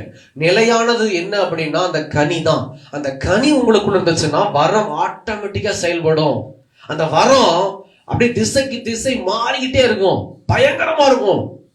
அப்ப அந்த ஆவிக்குரிய வாழ்வில பரிபூரணம் சிம்பிளா நான் சொல்லி உங்களுக்கு கடந்து போக விரும்புகிறேன். என்னன்னா, ஏன் ஒரு மனுஷன், ஒரு கிறிஸ்தவன் ஆவிக்குரிய வாழ்க்கையில ஒரு ஆணோ இல்ல பெண்ணோ ஒரு குடும்பமோ இருக்கணும் அப்படின்னா வேற எதற்கோ இல்ல, தேவன் உங்களோடு இடைப்படுவதற்காக தான் ஆவிக்குரிய வாழ்க்கை. ஏன் ஆவிக்குரிய திருச்சபைக்கு நம்ம போறோம்? ஒரு சில பேர் சொல்லுவாங்க, ஒரு சில சபைகளை குற்றப்படுத்துகிறார்கள். அது அவங்களுடைய பார்வை. என்னங்க ஒண்ணுமே இல்ல, இதா இருக்கு, ரொம்ப இதா, ரொம்ப மண்ணா இருக்குது அப்படின்வாங்க. ஆவிக்குரிய சபைக்கு போகணுங்க. அங்க சபைக்கு போனா மட்டும் ஆவிக்குரிய வாழ்க்கை வந்துட்டீங்களா என்ன? ஆவிக்குரிய வாழ்க்கை என்பது சபையினால தீர்மானிக்கப்படாது, உங்களுடைய தாகத்தினால தீர்மானிக்கப்படுகிறது. பிரியமான ஜனமே, நீங்க எந்த திருச்சபைக்கு போனாலும், எப்பேற்பட்ட உபதேசத்தை கேட்டாலும், கிரியை செய்கிறவர், விளைய செய்கிறவர் இந்த இயேசு. நீங்க பாஸ்டரை பார்த்தோ இல்ல சபையை பார்த்தோ டம்மு டம்னு அடிக்கிறத பார்த்தோ போய் பிரயோஜனம் இல்லை. நீங்க பார்க்க வேண்டியது நட்சத்திரமாகி இந்த இயேசுவை. தயவு செய்து அதை புரிந்து கொள்ள வேண்டும். எனக்கு இது ஆரம்பத்திலிருந்து சிஎஸ்ஐ திருச்சபையை சேர்ந்த ஒரு மனுஷன், கர்த்தர் என்ன ஆவிக்குரிய வாழ்க்கையில வளர்த்துனது அந்த சபையில இருந்தா வளர்த்தினார். எப்படி வளர்ந்த? அங்க இந்த மாதிரி ஏதோ டம்மு டும்னு போடுற பாடல் கிடையாது. அல்லேலூயா அல்லேலூயா அல்லேலூயா சொல்றீங்களா? அங்க சொல்ல மாட்டாங்க, கையே தூக்க மாட்டாங்க. அங்க அல்லேலூயா சொல்ல முடியாது. நான் பிரசங்கம் பண்ணிருக்கேன் சிஎஸ்ஐ திருச்சபையில. சிஎஸ்ஐ திருச்சபைகளை பிரசங்கம் பண்ணும் ஆண்டு சொன்னார், அல்லேலூயா சொல்லாத. பலிபீடத்துல அந்நிய பாஷை டப்புன்னு வெளியில வந்தது. வேண்டாம், பொறுமையாரு, மாம்சத்துக்கு இடம் கொடுத்துறாத, அந்நிய பாஷைக்கு இடம் கொடுக்காத, நான் உனக்கு கிரியை செய்வேன். அவர் தன்னுடைய காரியங்களை அடக்கினார்.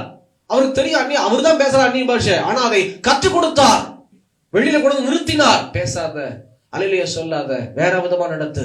இந்த மாதிரி பிரசங்கம் அங்க இருக்காது. சத்தம் போட்டுலாம் பிரசங்கம் பண்ண ஆண்டவர் அலோவ் பண்ண மாட்டாரு.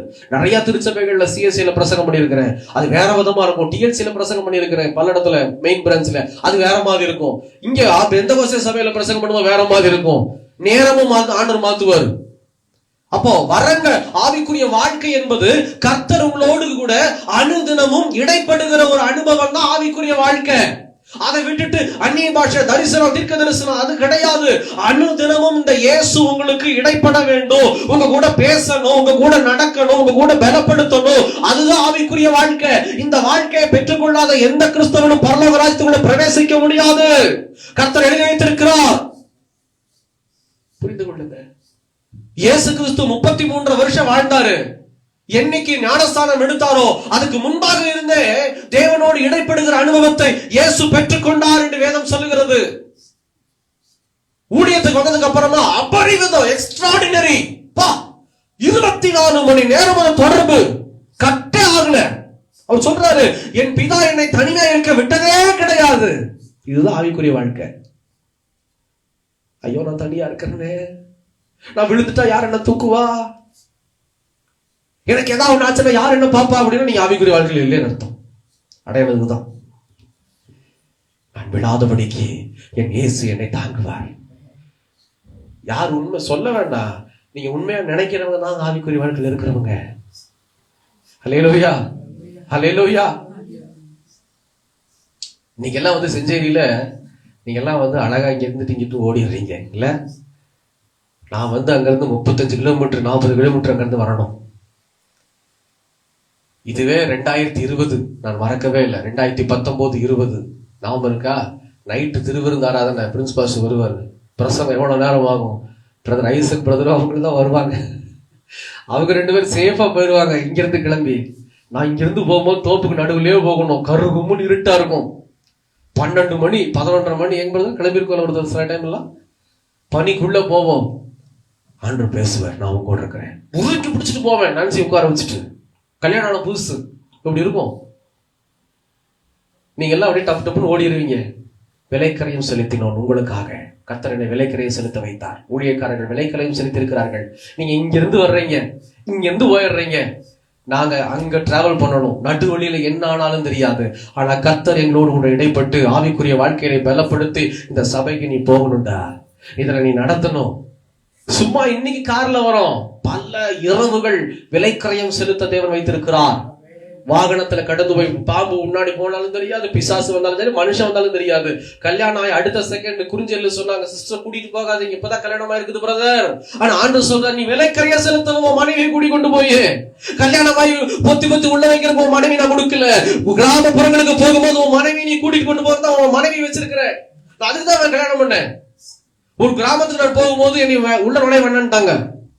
நீ தனியா வாலிபனா இருக்கிறீங்க பிரதர், தயவு செய்து கோச்சுக்காதீங்க, இனிமே வராதீங்க அப்படின்ட்டாங்க. அழுது தெவித்து ஆண்டவர் சமூகத்துல எனக்கு கல்யாணம் வேணும், ஹல்லேலூயா, எனக்கு கல்யாணம் வேணும், என்னை வேணான்ட்டாங்க. நான் யாரையும் தப்பா பார்க்கல, தப்பா பேசல, நான் அழுதேன். எனக்கு கல்யாணம் வேணும். சும்மா இவனை நான் கொண்டு வரல, கர்த்தர் இவளை கொண்டு பயன்படுத்தி கொண்டு இருக்கிறார். 2 மாடுகளை வச்சு அநேக ஆத்துமாக்களை இழுத்து கொண்டு இருக்கிறார். நீங்க நினைச்சிட்டு இருக்கீங்களா சொகுசா கார்ல வந்து சொகுசா போறேன்னு? இல்ல, இதுக்கு பின்னாடி நிறைய வலிகள் வேதனைகள் இருந்திருக்கிறது, ரத்த கண்ணீர் இருந்திருக்கிறது. பல நாட்கள் நடுத்தரில் உட்கார்ந்து இருக்கிறோம் சாப்பிடாம, தெரியுமா?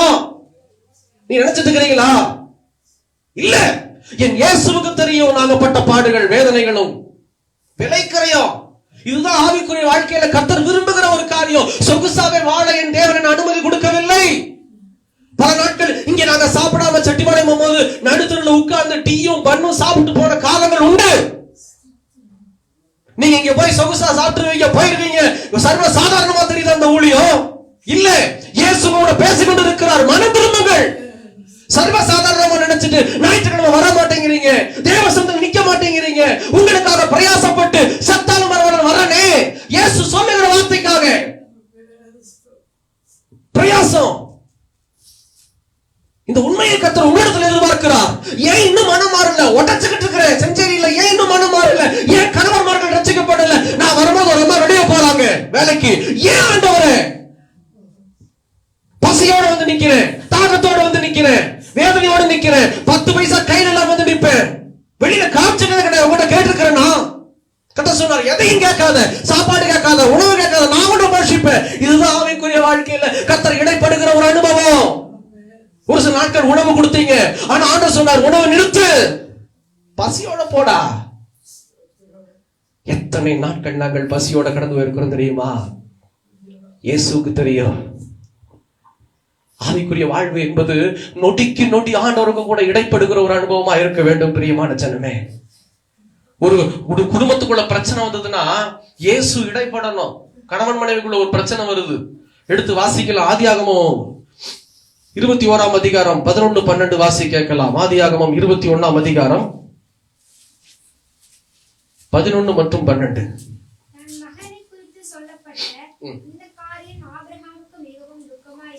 ஆபிரகாமுக்கு மிகவும் துக்கமாய் இருந்தது. அப்பொழுது தேவன் ஆபிரகாமை நோக்கி, அந்த பிள்ளையும் உன் அடிமை பெண்ணையும் குறித்து சொல்லப்பட்டது உனக்கு துக்கமாய் இருக்க வேண்டாம். ஈசாக்கினிடத்தில் உன் சந்ததி விளங்கும், ஆதலால் சாராள் உனக்கு சொல்வதெல்லாவற்றையும் கேள். இந்த வார்த்தை பயங்கரமான வார்த்தை. ஒரு குடும்பத்துக்குள்ள ஆண்டவர் இடைப்படுகிற ஆவிக்குரிய வாழ்க்கை. ஏன் ஒரு கணவன் ஒரு மனைவி ஆவிக்குரிய வாழ்க்கையில இருக்கணும் அப்படின்னா, கர்த்தர் இடைப்பட்டு அவரோட பேசணும், வழி நடத்தணும். இதுதான் கிறிஸ்தவ வாழ்க்கை. இது உங்ககிட்ட இல்லைன்னா கிறிஸ்தவர்கள் நீங்களும் நானும் கிடையாது. ஃபேக்டா ஓப்பனா சொல்றேன். You are not a Christian, just acting as a Christian. இது என் வாழ்க்கையில் நடந்திருக்குது. கல்யாணம் ஊழியம், ஆண்டவர் ஊழியத்தை பண்ணணும், அதுக்கு ஒரு பொண்ணை கொடுங்க, கல்யாணம் பண்ணியாச்சு. கல்யாணம் பண்ணும்போது இன்னும் நான் மறக்கல, சித்தம்பலத்தில் ஒரு நாள் இந்த பக்கம் பிரின்ஸ் பாஸ்டர், கவனிங்க கதை தான் கவனிங்க, இந்த பக்கம் பிரின்ஸ் பாஸ்டர், இந்த பக்கம் அவங்க மனைவி சாராள் சிஸ்டர், இந்த பக்கம் சுபாஷ் பிரதர். பேச்சுவார்த்தை நடந்துட்டு இருக்குது. பெண் வீட்டில் கூப்பிட்டு வச்சு சொல்றாங்க, பிரதர், அவங்க மனைவி சாராள் சொல்றாங்க, சாரா சிஸ்டர், பிரதர், திருமணத்துக்கு முன்பு ஒரு வாழ்க்கை ஊழியம், திருமணத்துக்கு பின்னாடி ஒரு ஊழியம் இருக்கு. ரொம்ப கேர்ஃபுல்லா இருங்க. திருமணத்துக்கு பின்னாடி ஊழியம் பண்ணவங்க நிறைய பேர் விழுந்திருக்கிறாங்க, நீங்க விழுந்துடாதீங்க. எப்படி இருக்கும்? பொண்ணு வீட்டுல பேச ஆரம்பிச்சாச்சு. திருமணத்துக்கு அப்புறம் விழுந்துடாதீங்கன்னா இன்னும் ஒரு சீரியஸ் ஆயிட்டீங்க. எனக்கு அப்படியே பக்குன்னு தூக்கி வாரி போட்டுச்சு. இதை முதல்ல சொல்ல வேண்டியதான, ரெண்டு பேரும் கூடவே தான் இருந்தீங்க. 2018 மேரேஜ், 2015 இருந்து இவங்க ரெண்டு பேரும் நல்ல பழக்கம். கூடவே தான் நிறைய நேரம் வீட்டுல போய் தங்கி இருக்கிறேன், டிராவல் பண்ணியிருக்கிறேன். அப்பவெல்லாம் சும்மா உட்காந்துட்டு பொண்ணு பார்க்க ஆரம்பிச்சு, பொண்ணு வீட்டுல பேச ஆரம்பிச்சோன்னே பார்த்து பிரதர் விழுந்துடாதீங்க பிரதர்னு அப்படி இருக்கும். எனக்கு அப்படியே என்னத்த சொல்றேன்னே தெரியல. அவங்க ரெண்டு பேரையும் பார்த்தேன், நல்லா வருவீங்க அப்படின்னு உட்காந்துட்டேன். அப்புறம் ஜெபம் பண்ண ஆரம்பிச்சேன். ஆண்டவரே, நீர் என்ன சொல்லுகிறீர் ஆண்டவரே, இந்த மாதிரி சொல்றாங்களா ஆண்டவரே அப்படின்னும் போது, அப்பதான் காரைக்குடியில தீர்க்க தரிசன ஊழியத்துக்கு கத்த கொண்டு போனார். அங்க பிஷப் ஜான் ஆஃப் அருள்தாஸ் ஐயாவுடைய இடத்துக்கு தேவனைகளை கொண்டு போனார். நான் ஜெபிச்சுக்கிட்டே போனேன். ஊழியக்காரரை பார்க்க போறேன். 3 அடையாளம் வேணும், இந்த பொண்ணு தான் எனக்குன்னா. சும்மாவெல்லாம் கட்ட மாட்டேன், பேசிட்டாலாம் கட்ட மாட்டேன், விழுந்துட்டேன்னா என்ன பண்றது? இந்த பொண்ணு தான் எனக்குன்னா 3 அடையாளம் வேணும். ஆண்டவருக்கு போய் இறங்கி உள்ள நுழையிற ஆலயத்துக்குள்ள பலத்த ஒரு அடையாளத்தை காண்பித்தார். சரி, ஸ்தோத்திரம். அதுல சந்தோஷப்படக்கூடாது. இன்னும் 2 வேணும். உள்ள போய் நிக்கிறேன். கடைசி நேர ஜெபத்துல அந்த ஐயா என்னை கூப்பிட்டு ஒரு கர்த்தருடைய வார்த்தையை சொல்லி பிரத்யட்சமாய் பேசினார். 2 அடையாளம் பூரணமாயிடுச்சு தீர்க்கதரிசி மூலியமா. 3ஆவது அடையாளம் வீட்டுக்கு வந்தாச்சு. 4 நாள் 5 நாள் ஆச்சு, என்னன்னே தெரியல. அப்பதான் இவரு பிரின்ஸ் பாஸ்டருடைய மச்சினன் ஏஜி சர்ச்சினுடைய போதகர் கவுண்டம்பாளையம் துடிலூர்ல இருக்கிறாங்க. ஏஜி சர்ச்சில இருந்து காலையில 6:30 மணிக்கு போன் பண்ணி, பிரதர், நான் ஜெபிக்கலாம் ஆல்டருக்கு வந்தேன், கர்த்தர் உங்க முகத்தை காமிச்சாரு, உங்ககிட்ட ஒரு வார்த்தையை சொல்ல சொன்னாரு, சொல்லிட்டு வச்சிடுறேன் அப்படின்னாரு. என்னங்க அப்படின்னா பட்டு பட்டு பேசிட்டு வச்சுட்டாரு. 3ஆவது அடையாளம் நடத்துட்டாரு. அதுக்கப்புறம் தான் இறங்கினேன். இதை நான் ஏன் சொல்றேன் அப்படின்னா, கர்த்தர் பயப்படாத, நான் உனக்கு துணை இருக்கிறேன்னு வாக்கு தத்துவம் நான்சி குறிச்சு எனக்கு கொடுத்தாரு. இதனால கல்யாணம் நடந்தது. இன்னைக்கு வரையிலும் ஊழியத்திலையும் என்னை, அதாவது நான் பிரசங்கம் பண்ணிட்டு உட்காந்துக்குவேன், அவ தான் ஃபுல்லா எடிட் பண்றது, எல்லா காரியமும், வீட்டு வேலையும் பார்க்கணும், ஊழிய வேலையும் பார்க்கணும். நான் நல்லா பிரசங்கம் பண்ணிட்டு கர்த்தருடைய வார்த்தை கொடுத்து சொகுசா உட்காந்துக்குவேன் ஜாலியா. எல்லா வேலையும் அவ தான் பார்க்கணும், பாக்குறா. கர்த்தருக்கு ஸ்தோத்திரம். ஆனா இந்த வாக்குத்தத்தம் ஆண்டவர் கொடுத்துட்டு என்னுடைய வாழ்க்கை அப்படின்னா அடுத்தடுத்து யோசனை பண்ணிட்டே இருப்பேன். காலையில 10 to 12 இங்க சாப்பிட்டு, மத்தியானம் 4 to 5 இங்க, அதுக்கப்புறம் 1 வீடு இருக்குது, 2 வீடு இருக்குது. அடுத்தடுத்து யோசனை பண்ணிக்கிட்டே இருப்பேன். கல்யாணம் புதுசுல இந்த யோசனையிலே பேசுன அப்படி இருக்கும். அவன் அங்க போகணும் இங்க போகணும்னுவா. நானு இல்லப்பா, இன்னைக்கு இந்த பிரேயர் இருக்குதுப்பா, அந்த பிரேயர் இருக்குதுப்பா. அப்புறம் என்ன எதுவும் கல்யாணம் பண்ணீங்க? ஓ, அப்பெல்லாம் சொல்ல தப்பு இல்லை. இன்னைக்கு கர்த்தர் மாத்தி இருக்கிறேன். நான் வசனத்தை பத்தி பேசிக்கிட்டு இருப்பேன். எப்பப்பா, சரிப்பா வசனத்தை பத்தி பேசுறீங்க, எப்ப பார்த்தாலும் இதை பத்தி பேசிட்டு இருப்பீங்களா? அப்படியே ட்ராக் மாறுற மாதிரி இருந்தது. ஒரு சில பிரச்சனைகள் எல்லாம் எழும்புச்சு, பயங்கரமா சுனாமி எழும்புச்சு. நான் என்ன பண்ணுவேன்னா, இந்த ஆபிரகாம் வாசிச்சிருக்கிறேன்ல, வானத்தை பார்த்து பேசினாரு. வெளியில போய் நின்றுட்டு, ஆண்டவரே இருக்கிறீரா, பயப்படாத, நான் உனக்கு துணை இருக்கிறேன்னு சொல்லி கல்யாணம் பண்ண ஒத்துக்கிட்டீங்க. 3 அடையாளம் கொடுத்தீங்கல்ல இவ்வளவு குறிச்சு. இவன் கிட்ட சண்டை ஓடிக்கிட்டே இருக்காளே, இவன் முறுமுறுத்துக்கிட்டே இருக்காளே, எப்படி ஆண்டவரே, என்ன ஆண்டவரே, பயப்படாத துணை இருக்கிறேன்னு சொல்லிட்டு மௌனமா இருக்கிறீங்க, எங்க ஆண்டவரே இருக்கிறீங்க அப்படின்னு சொல்லி கேட்கும்போது ஆண்டவர் பல நாட்கள் கழித்து பேசினார். என்ன தெரியுமா? மகனே, நான் உன் கூட தான் இருக்கிறேன். நீ என்ன செய்ய, உன் மனைவி பேசுறதுக்கு முதல்ல செவி கொடு. எந்நேரம் வசனம் பேசாத, எந்நேரம் இது பேசாத. நீ உண்மையிலே சொல்லுகிறேன், கர்த்தர் பேசினார் இந்த வார்த்தை என்னிடத்துல. அப்ப நான் அந்த வார்த்தையை நான் தெளிவா வாசிக்கல. ஆதியாகமத்துல தெளிவா 2019 ஆண்டு 2018 மே மாசம் திருமணம் ஆச்சு. 6 மாதங்கள் போராட்டம். 2019 ஜனவரி மாசம் தேவசங்கள் ஜெபித்த போது ஆண்டவர் சொன்னாரு, உன் மனைவியுடைய வார்த்தைக்கு முதல்ல செவி கொடு. அதுக்கப்புறம் சரி பைபிள்ல வாசி முடிச்சுட்டு சொல்லு என்ன வேணும் பேசுவா, சொல்லுவா, இன்னைக்கும் சொல்லு. அப்புறம் இப்ப பார்த்தா அவ வாழ்க்கை டோட்டலா மாறிடுச்சு. எப்ப பார்த்தாலும் அவ வசனத்தை பத்தி பேசுறா, சாட்சி பத்தி பேசுறா, ஆத்துமாக்களை பத்தி பேசுறா. நம்மளால கேட்க முடியல. நேத்து காலையில பல்லட ஃபாஸ்டிங் பிரேயர் கிளம்புற, உட்கார்ந்து பைபிள் வாசி ஜோம் பண்ணிட்டு கிளம்பிட்டு இருக்கேன். அப்பா கொஞ்சம் மூடி வைப்பா, எனக்கு ஒரு டவுட். பிழையாம ஆண்டவரே போக சொல்றாரு. கடைசியில மறுபடியும் கோபப்பட்டு தூதனை கொண்டு 3 தடவை நிறுத்துறாரு. ஏன் சொல்லு. நான் யோசிச்சேன், ஆண்டவர்கிட்ட ஜோம் பண்ண தப்பா போச்சு போட்டிருக்குது. இன்னைக்கு வரும்போதும் கார்ல வரும்போதுமே ஆத்துமாக்களை பத்தி ஏதாவது பேசிட்டு வருவா. இன்னைக்கு என்னை விட வாய் அங்கதான் ஜாஸ்தியா பேசுறா. உண்மையிலே சொல்றேன், ஆத்துமாக்களை பத்தி பேசுறது, வசனத்தை பத்தி பேசுறது கர்த்தர் புரட்டி விட்டார். இங்கேயும் ஆண்டவர் தான் சொல்றாரு, இஸ்மவேலை குறிச்சும் ஆகாரை குறிச்சும் சங்கடத்தோடு சாராள் துக்கத்தோடு பேசிட்டு போயிட்டாங்க. இந்த அம்மா எவ்வளவு பெரிய அம்மா தெரியுமா? வாக்கு தத்தம் ஆண்டத்துல இருந்து வாங்கியாச்சு, உனக்கு நான் ஒரு குழந்தைய கொடுப்பேன். அடுத்த நிமிஷம் நீர் இப்படி இருப்பது பாக்கியம் அல்ல, நீ ஆகாரோடு சேரும்னு சேர்த்து வச்சது இந்த அம்மா தான். இந்த அம்மா பண்ண தப்பு தான். தப்பு இந்த அம்மா பண்ணிட்டு கடைசியில ஆபிரகாம் மேலேயே நீர் தான் உத்தரவாதி. அந்த மனுஷன் பாவம், அடப்பாவி நான் சும்மா தானே இருந்தேன், ஆகாரோட சேர்த்து வச்சது நீதான், இப்ப ஆகாரை இஸ்மவேலி ஆகாதுன்னு சொல்லி நீதான் உத்தரவாதி என்கிட்ட சொல்லிட்டு போறேன். துக்கம் அடைகிறார். இந்த வசனத்துல எங்கேயாவது போட்டிருக்குதா துக்கம் அடைஞ்சோன்னு ஆண்டவரே என்னை மாதிரி ஆபிரகாம் தேடுனார்னு போட்டிருக்கா? இல்லவே இல்ல. அவர் துக்கமா இருக்கிறார். வசனம் சொல்லுது பாருங்க, 11ஆம் வசனம், தன் மனைவியை குறித்து சொல்லப்பட்ட இந்த காரியம் ஆபிரகாமுக்கு மிகவும் துக்கமா இருந்தது. அப்பொழுது தேவன் ஆபிரகாமை நோக்கி உள்ள அப்படியே என்ட்ரி கொடுக்கிறாரு. ஃபேமிலிக்குள்ள ஆபிரகாம் கிட்ட வந்து நிற்கிறாரு. ஆபிரகாமே, தாசனாகி ஆபிரகாமே துக்கப்படாத. எவ்வளவு அழகான ஆண்டவர் பாத்தீங்களா? அனுபவம். டக்குன்னு உள்ள நுழைஞ்சு அவர் துக்கமா இருக்கிறது இவர் தாங்க முடியாம, துக்கமா இருக்காத, அவருக்கு ஒரு ஆலோசனை கொடுக்கிறாரு. நான் ஈசாக்கு ஆசீர்வதிப்பேன், உன் மனைவி சொல்றத கேளு. வானத்தையும் பூமியையும் உங்களை என்னை உண்டாக்கின சர்வ வல்லமையுள்ள தேவனாகிய கர்த்தர் ஒரு மனுஷனுக்கு பார்த்து சொல்றாரு, உன் மனைவி சொல்றத கேளு. யோசனை பண்ணி பாருங்க எப்படி இருக்குன்னு. இதுதான் ஆவிக்குரிய வாழ்க்கை. இந்த ஆவிக்குரிய வாழ்க்கை உங்ககிட்ட இருக்குமானா கணவன் மனைவி கிட்ட பிரச்சனையே இருக்காது, பிள்ளைகளுக்கும் பெற்றோருக்கும் பிரச்சனையே இருக்காது. கர்த்தர் அழகா நடத்துவார். இதுக்குதான் ஆவிக்குரிய வாழ்க்கை. வரங்கள் அப்படி எப்படி தாட்டுவோம் அதெல்லாம் இல்ல. இந்த ஆவிக்குரிய வாழ்க்கை உங்ககிட்ட இருக்குதா? இந்த அனுபவம் உங்களிடத்துல இருக்கிறதா? அவர்கள் கிறிஸ்தவர்களா இருக்கிறார்கள். இந்த அனுபவம் இல்லாதவர்கள் வாஞ்சையா இருங்கள், தேவன் உங்களுக்கு போஷிப்பார். எதிலையுமே சார்ந்து இருக்கணும். உங்க உறவுகளை மேல வைக்காம இயேசுவுக்கு முதலிடத்தை கொடுத்து அவரையே சார்ந்து இருப்பீங்கன்னா இந்த ஆவிக்குரிய வாழ்க்கையை கர்த்தர் உங்களுக்கும் கொடுப்பார். இதுலதான் ஆண்டவர் சொல்றாரு, இந்த ஆண்டுல நீ விரும்பினா இந்த ஆவிக்குரிய வாழ்க்கையில பரிபூரணத்தை நான் உன்னை பார்க்க செய்வேன். எத்தனை பேருக்கு வேணும்? சந்தோஷமா சொல்லுங்க பாப்போம். ஹல்லேலூயா, ஹல்லேலூயா. இந்த ஆவிக்குரிய வாழ்க்கை இருந்துச்சுன்னா உங்க வீட்டுக்குள்ள எந்த ஓனாயும் நுழைய முடியாது, எந்த பாம்பு நுழைய முடியாது, எந்த சத்துருக்கும் வழி இல்லை. கர்த்தர் அழகா உங்களை நடத்துவார். இன்னைக்கு வரையிலும் கர்த்தர் நடத்தி வருகிறார். அப்படின்னா எங்க 2 பேர்த்த பிச்சை அவர் போட்ட கிருபை, மேன்மை பாராட்டல, அவருடைய பிச்சையில நான் நிக்கிறேன். இயேசு எனக்கு போட்ட பிச்சையில கிருபையில நாங்க வாழ்ந்து கொண்டு இருக்கிறோம் தேவ பிள்ளைகளே.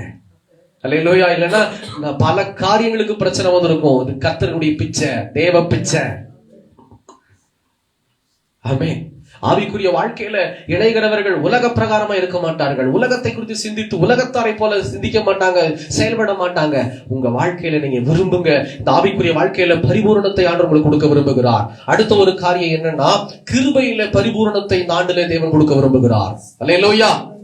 பரிபூரணம். முதல்ல ஆவிக்குரிய வாழ்க்கையில பரிபூரணம் நீங்கள் விரும்பினால், 2வது கிருபை நிறைந்த வார்த்தைகளிலே உங்க வாயில வச்சு பரிபூரணத்தை கொடுக்க விரும்புறார். ஏன் இந்த கிருபை நிறைந்த வார்த்தை அப்படின்னா, சிம்பிளா சொல்றேன். ஒரு சில அம்மாமார்கள், தகப்பன்மார்கள் எல்லாம் பெரியவங்க ஒரு வார்த்தையை சொல்லி திட்டுவோம். சனிக்கிழமை நாள் அந்த வார்த்தை வரும். அதாவது சனிக்கிழமைன்னு ஒரு வார்த்தை, சனிக்கிழமை இருக்கு இல்லையா, அதுல கிழமையை கட் பண்ணிட்டு சனி பிளஸ் ஒரு வார்த்தையை நம்ம சேர்த்துக்க வேண்டாங்க. ஆலயம். பிள்ளைகளை பார்த்து அப்படி திட்டுவோமே, அந்த வார்த்தை ஞாபகம் இருக்கா? வெளியே சொல்ல வேண்டாம். ஞாபகம் இருக்கா? மண்டையை மட்டும் ஆட்டுங்க. ஞாபகம் இருக்கா? தெரியுதா? அது அந்த அந்த பிசாசு ஒண்ணு இருக்குது. அது ரோட்ல அப்படியே நடந்து போய்கிட்டு இருக்கும். நீங்க மாட்டு உங்க பிள்ளையவோ இல்ல கணவரையோ மனைவியவோ இந்த வார்த்தையை சொல்லி திட்டிட்டீங்கன்னு வச்சுக்கோங்க, திரும்பி வேற பாக்குறாங்க அம்மாவை, மனம் மாறி விடுவார்கள். இன்னைக்கு கவலைப்படாத. என்ன ஆகும் அப்படின்னா, அது போறது திரும்பி ஓடி வந்துடும். ஏன் நம்மளை யாரும் கூப்பிடுறாங்களா? வீட்டுக்குள்ள வந்துச்சுன்னு வச்சுக்கோங்க, போச்சா. அப்புறமா பாஸ்டர் எங்க வீட்டுல இருள் சூழ்ந்து இருக்குது பாஸ்டர், கண்ணு வச்சுட்டாங்க, மூக்கு வச்சுட்டாங்க. யாரும் கண்ணு வைக்கல, மூக்கு வைக்கல, இருளுந்து இருள உங்க வாயே கொண்டு வந்து சேர்த்துருச்சு. யானை தான் தலையில மண்ணவாடி போடுன்னு சொல்லுவாங்கல்ல, அந்த மாதிரி நம்ம வாயின் வார்த்தைகள்ல ஒரு சில பேர் கெட்டுக்கிட்டு இருக்கிறோம். ஒரு நாள் வந்து திருப்பூர்ல 2014ஆம் ஆண்டு அருமையான அன்பு சகோதரர், ஊழியக்காரர், தெய்வ மனிதர், ஆசீர்வாதம் டிவியினுடைய யார் பிரதர் ஆலன் பால் ஐயா வந்திருந்தாங்க. தேவ மனிதர் கூட்டத்துக்கு நான் போயிருந்தேன் 2014 திருப்பூர்ல. நிறைவு கூட்டம், அபிஷேகமா இருக்குது. எனக்கு முன்னாடி ஒரு அம்மா இருக்கிறாங்க, பயங்கர அபிஷேகத்தோட நிரம்பி ஜெபிக்கிறாங்க. பார்த்தேன். முடிஞ்சிட்டு வேற ஒருத்தவங்க அங்கிருந்து கிளம்பி வந்து, கூட்டம் சரியான கூட்டம், காலை லைட்டா மிதிச்சுட்டாங்க. அது வரைக்கும் அந்நிய பாஷையில பேசினவங்க அடுத்த செகண்ட் வாயில ஒரு கெட்ட வார்த்தை விட்டாங்க பாருங்க. நான் பைபிளை தூக்கிட்டு திரும்பி பாக்குறேன், அந்நிய பாஷை பேசுற வாயா இது? அந்த அம்மா போன பிறகு மறுபடியும் அந்நிய பாஷை. நான் நினைச்சேன் மேல எங்களையும் வந்து இது என்ன ஆவியும் தெரியலையா ஆண்டவரே. இன்னைக்கு பரிசுத்த ஆவியானவரை ஏமாத்திக்கிட்டு இருக்கிற கிறிஸ்தவங்க இருக்கிறாங்க ஒரு சில பேர். கூட்டத்துல மிதி வர்றது சர்வசாதாரணமான விஷயம் தான். மிதிச்சுட்டாங்கன்னு சொல்லி ஒரு கெட்ட வார்த்தை மட்டும் பேசினா எனக்கு இன்னைக்கு நான் மறக்க முடியலைங்க. இன்னைக்கு இன்னையோட வந்து 10 வருஷம் ஆச்சு அந்த கூட்டத்தில் நடந்து, நான் மறக்கவே முடியாது. என்னைக்குமே தெரிந்து கொள்ளுங்க, இதே வாயில இயேசுன்னு கூப்பிட்டு இதே வாயில கெட்ட வார்த்தை பேசுறீங்கன்னா நீங்கள் கிறிஸ்தவர்கள் அல்ல. நீங்கள் பரலோகத்துக்குள்ள போக முடியாது. கர்த்தர் உங்களை ஆசீர்வதிக்க மாட்டார். நீங்க ஜெபிக்கிற ஜெபம் ஆசீர்வாதமா மாறாது. ஆத்துல ஒரு கால் சேத்துல ஒரு கால் வச்சா என்ன ஆகும்? ஆண்டவர் இந்த இரு வழிகளை கர்த்தர் எதிர்பார்க்க மாட்டார். மனம் திரும்புங்கள்.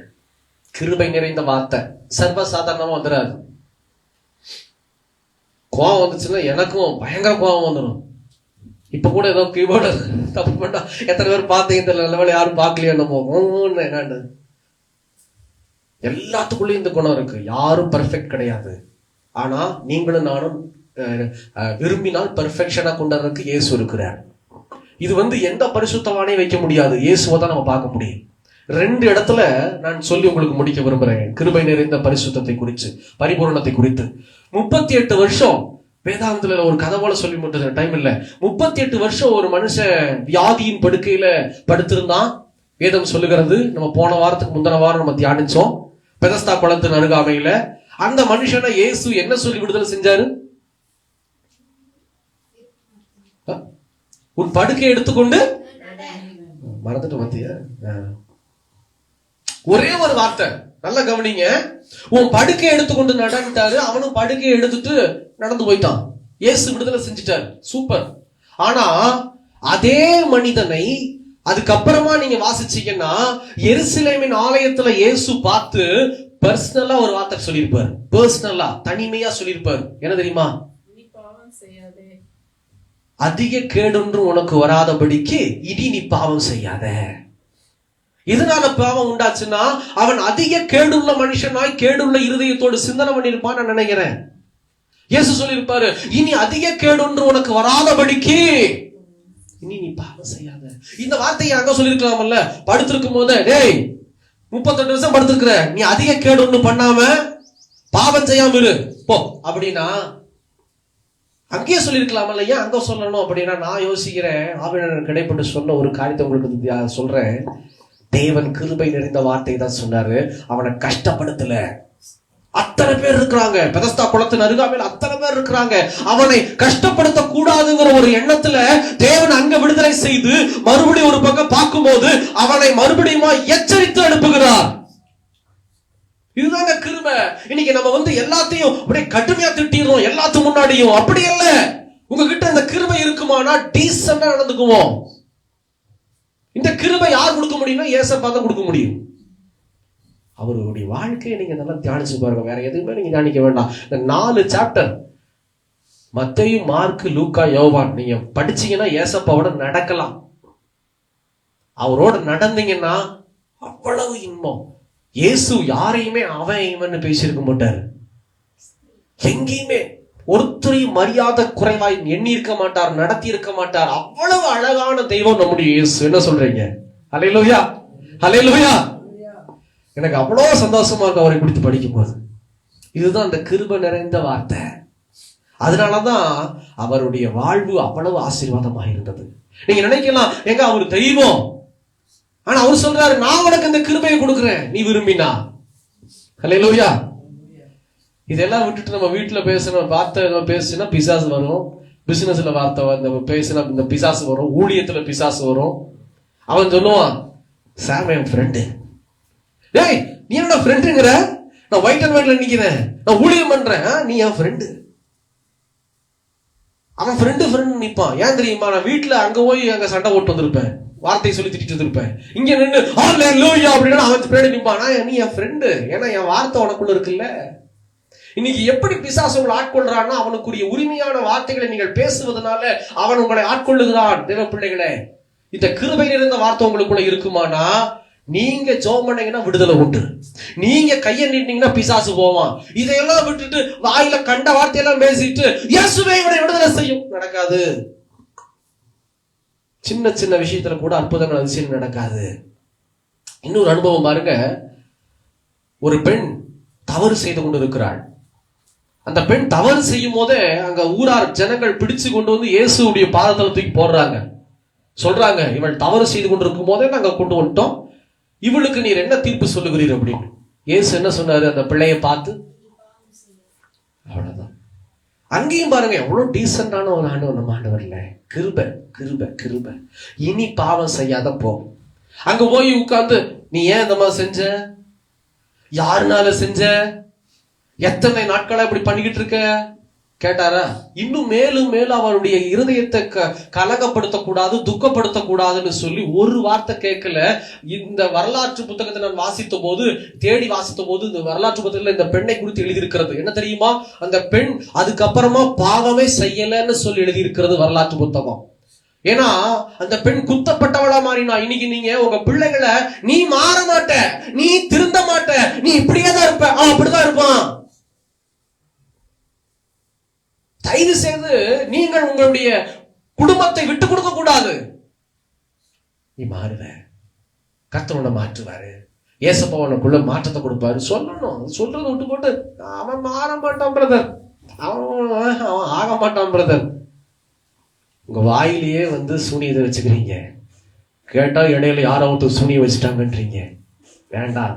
உங்க வாயில இன்னைக்கு என்ன போகுது? கர்த்தருடைய ரத்தமும் கர்த்தருடைய சரீரமும் உட்கொள்ள போறீங்க. உங்க வாயின் வார்த்தைகளை மாற்றிக்கொள்ளுங்க. கர்த்தர் கூட எச்சரித்துக் கொண்டிருக்கிறார்.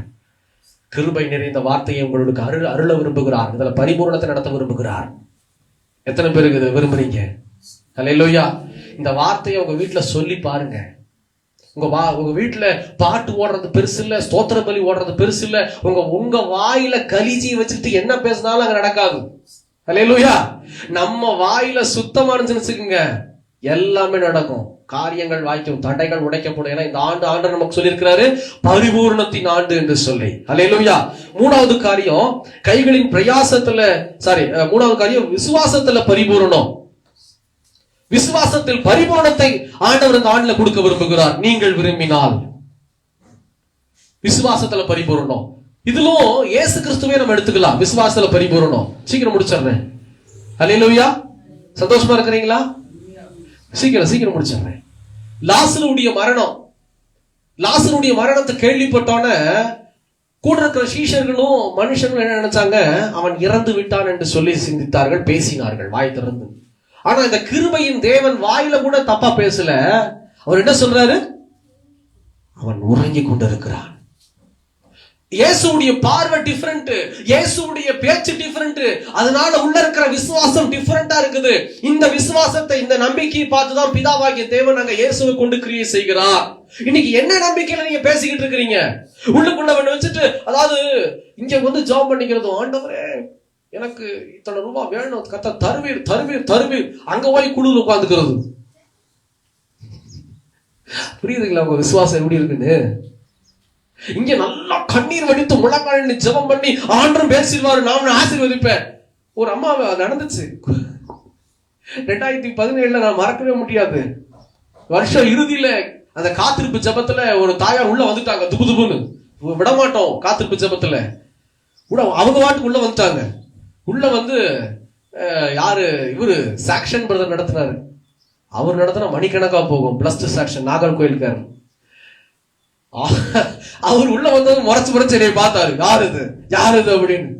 ஏன்னா அந்த அந்த ஜபம் வந்து வேற மாதிரி இருக்கும். உள்ள வந்து யாரும் எடுத்துக்க கூடாது. இந்த மாதிரி துபுதுபுன்னு உள்ள வந்து கடைசியில் அவர்கிட்ட முழங்கால் படிக்கிட்டு, வயசானம்மா தான், தம்பி எனக்கு இத்தனை ரூபா தேவைப்படுது தம்பி, கல்யாணத்துக்கு மொய் வைக்கணும் தம்பி, எனக்காக ஜெபம் பண்ணி விடுங்க.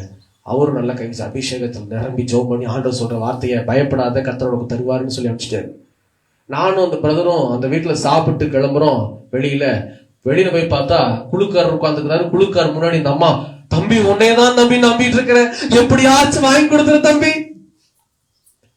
அந்த பிரதர் பார்த்துட்டு ஒரு பக்கம் திரும்பினாரு. என்னைய எனக்கு வெக்கக்கடா போச்சு. ஐயோ ஆண்டவரே, புரியுதுங்களா நீங்க செய்யற தவறு என்னன்னு?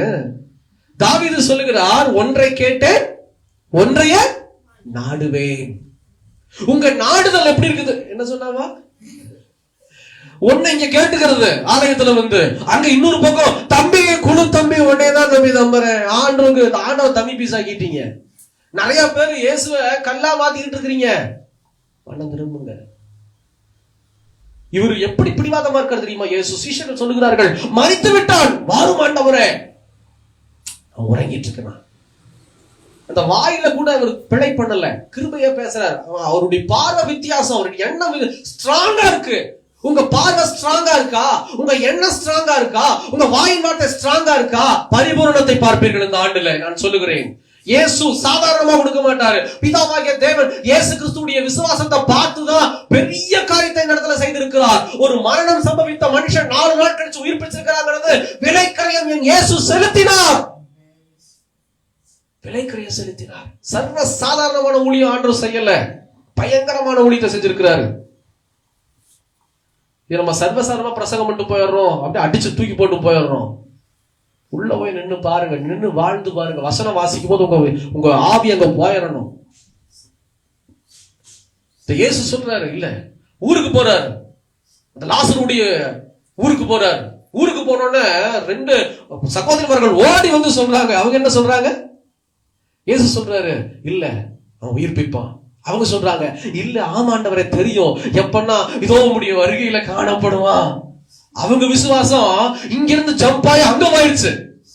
கேட்டா விசுவாசிக்கிறாங்களா? ஆண்டவர் சொல்ல திரும்ப, இல்ல இல்ல இல்ல, நீ விசுவாசித்தா தேவனுடைய மகிமையை காணுவேன், உறங்கிட்டு இருக்கிறான்.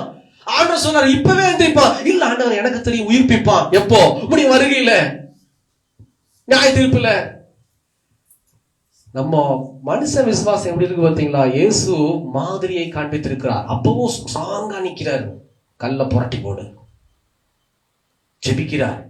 வெளியில வா லாசருவேங்கிறாரு. பிரேதம் அப்படியே வெளியில வருது, யாருமே எதிர்பார்க்காதது. திடீர்னு ஒரு பிரேதம் எழுந்து வந்தா என்ன பண்ணுவீங்க? இயேசு அவ்வளவு ஸ்ட்ராங்கா இருக்கிறார் விசுவாசத்துல. இன்னைக்கு உங்களுக்குள்ள இந்த விசுவாசம் இல்லைன்னா பெரிய அற்புதங்களை பார்க்க முடியாது. சகோதரனே சகோதரியே, தயவு செய்து நான் சொல்றேன், இயேசு கிறிஸ்துட்ட வந்தீங்கன்னா விசுவாசம் இல்லாம அவரை பிரியப்படுத்த முடியாது. உங்களுக்குள்ள விசுவாசம் அவர் மீது இருக்க வேண்டும். உங்க விசுவாசம் ஊழியக்காரன் மேல் இருக்க கூடாது. பிரசங்கம் பண்ற பாஸ்டர் மேல இருக்க கூடாது. உங்க விசுவாசம் இயேசு மீது இருக்குமானால், உங்க நம்பிக்கை இயேசு மீது இருக்குமானால், உங்களுடைய அவநம்பிக்கையை எல்லாம் மாத்திட்டு உங்க கண்ணுல நம்பிக்கை இருக்கணும், உங்களுடைய இருதய யோசனையில் நம்பிக்கை இருக்கணும், வாயின் வார்த்தையில நம்பிக்கை இருக்கணும், நடவட பாவனையில் நம்பிக்கை இயேசு மீது இருக்குமானால் அவர் காரியங்களை வாக்க செய்வார். இது அவருடைய வேலை. நம்பிக்கை இருக்கணும். ஹல்லேலூயா, ஹல்லேலூயா. இதுதான் ஆண்டவர் செய்யற ஒரு காரியம். ஒரு இடத்துல பாருங்க, ஒரு வாலிபன் தீய கண்டா விழுகிறான், தண்ணியை கண்டா விழுகிறான். அந்த வாலிப பையனை ரட்சித்துக் கொள்ளும்படி தகப்பனார் கொண்டு வராரு. சீஷர்களால முடியல. இயேசு வந்தாலும் சொல்றாரு, உங்க சீஷர்களால முடியல இயேசுவேன்னு சொன்னானே, இயேசு அதட்டுகிறார், பிசாசு வெளியே போகுது. அந்த டைம்ல இந்த ஜெபத்தை நம்ம நிறைய பேர் செய்ய மாட்டேங்கிறோம். அவங்க தகப்பனார் சொல்றாரு, அவிசுவாசம் என்னை விட்டு நீங்கும்படி என்னை ஆசீர்வதியும். எதுக்கோ ஜெபிக்கிறோம்ல, தூக்கத்துக்கு ஜெபிக்கிறோம், தலைவலிக்கு ஜெபிக்கிறோம், வயிற்று வலிக்கு ஜெபிக்கிறோம். அவிசுவாசம் நீங்கும்படி ஜெபிச்சிருக்கிறீங்களா? பல முறை நான் ஜெபிச்சிருக்கிறேன். ஆண்டவரே, எனக்கு இந்த அவிசுவாசத்தோட நான் ஊழியம் செய்ய மாட்டேன்பா, எனக்கு இந்த அவிசுவாசம் போயிடணும், உங்க மேல விசுவாசம் இருக்கணும், என்னை திடப்படுத்தும் ஆண்டவரே, என்னை திடப்படுத்துங்க, பிசாசு நிற்கும் திடப்படுத்துங்க. ஹல்லேலூயா. அவிசுவாசம் நீங்கும்படி நீங்கள் இந்த ஆண்டுல ஜெபித்தீர்களானால், நீங்கள் விரும்பினால், விசுவாசத்தை துவக்குகிறவரும் முடிக்கிறவருமாகி இந்த இயேசு உங்களுக்குள்ள கிரியை செய்வார். பரிபூரணத்தை விசுவாசத்தை பார்ப்பீங்க. கடைசியா ஒரு காரியத்தை சொல்லி நான் ஜெபிக்க விரும்புகிறேன். என்ன அப்படின்னா, கைகளின் பிரயாசத்தில் பரிபூரணம். இது கடைசியா ஒரு நம்ம ஆளுங்க எதிர்த்து இருப்பாங்க, என்னோட பொருளாதாரத்துல பரிபூரணத்தை கொடுக்கவே இல்லையே, இதெல்லாம் இன்னைக்கு அழிஞ்சிடும், நாளைக்கு மாறிவிடுங்க. இந்த 3 பாயிண்ட் தாங்க உங்களை ஆசீர்வாதமா நடத்தும். அதனாலதான் கர்த்தர் கடைசியில கொடுத்திருக்கிறாரு, கைகளின் பிரயாசத்தில் பரிபூரணம். எடுத்து வாசிக்கலாம். ஆதியாகமம் 26ஆம் அதிகாரம் 12ஆம் வசனம். ஆதியாகமம் 26:12. ஈசாக்கு அந்த தேசத்தில் விதை விதைத்தான். கர்த்தர் அவனை ஆசீர்வதித்ததினால் அந்த வருஷத்தில் 100 மடங்கு பலன் அடைந்தான். கர்த்தர் அவனை ஆசீர்வதித்ததனால் அந்த தேசத்துல 100 மடங்கு பலன் அளித்தார். எப்ப தெரியுமா இந்த தேவன் ஈசாக்குக்கு பலன் கொடுத்தாரு? அதே அதிகாரத்துல 2:3 வாசிக்கலாம். சாரி, 1:2-3. பஞ்சத்தை அல்லாமல் அவன் தங்கியிருக்கிற தேசத்துல இன்னொரு பஞ்சம் ஏற்பட்டுச்சு.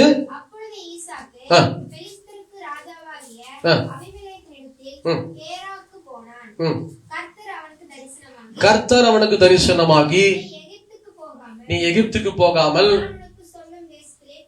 நான் உனக்கு சொல்லும் தேசத்திலே குடியிரு, இந்த தேசத்திலே வாசம் பண்ணு, நான் உன்னோட கூட இருந்து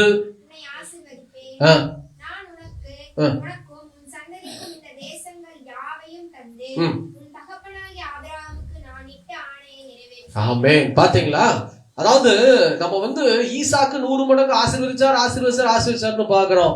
இந்த ஆசீர்வாதத்தினுடைய வேர் எங்க தெரியுமா இருக்குது? இங்கதான் இருக்குது.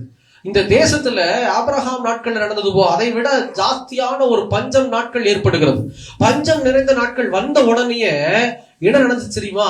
உடனே அந்த ஈசாக்கு என்ன பண்றாரு, தேசம் விட்டு தேசம் போயிடலாம்ப்பா, பஞ்சம் வந்துருச்சுன்னு கிளம்பும் போது ஆண்டவர் சொல்றாரு, இல்ல நீ இங்க குடியிரு, நான் உன்னை ஆசீர்வதிப்பேன்.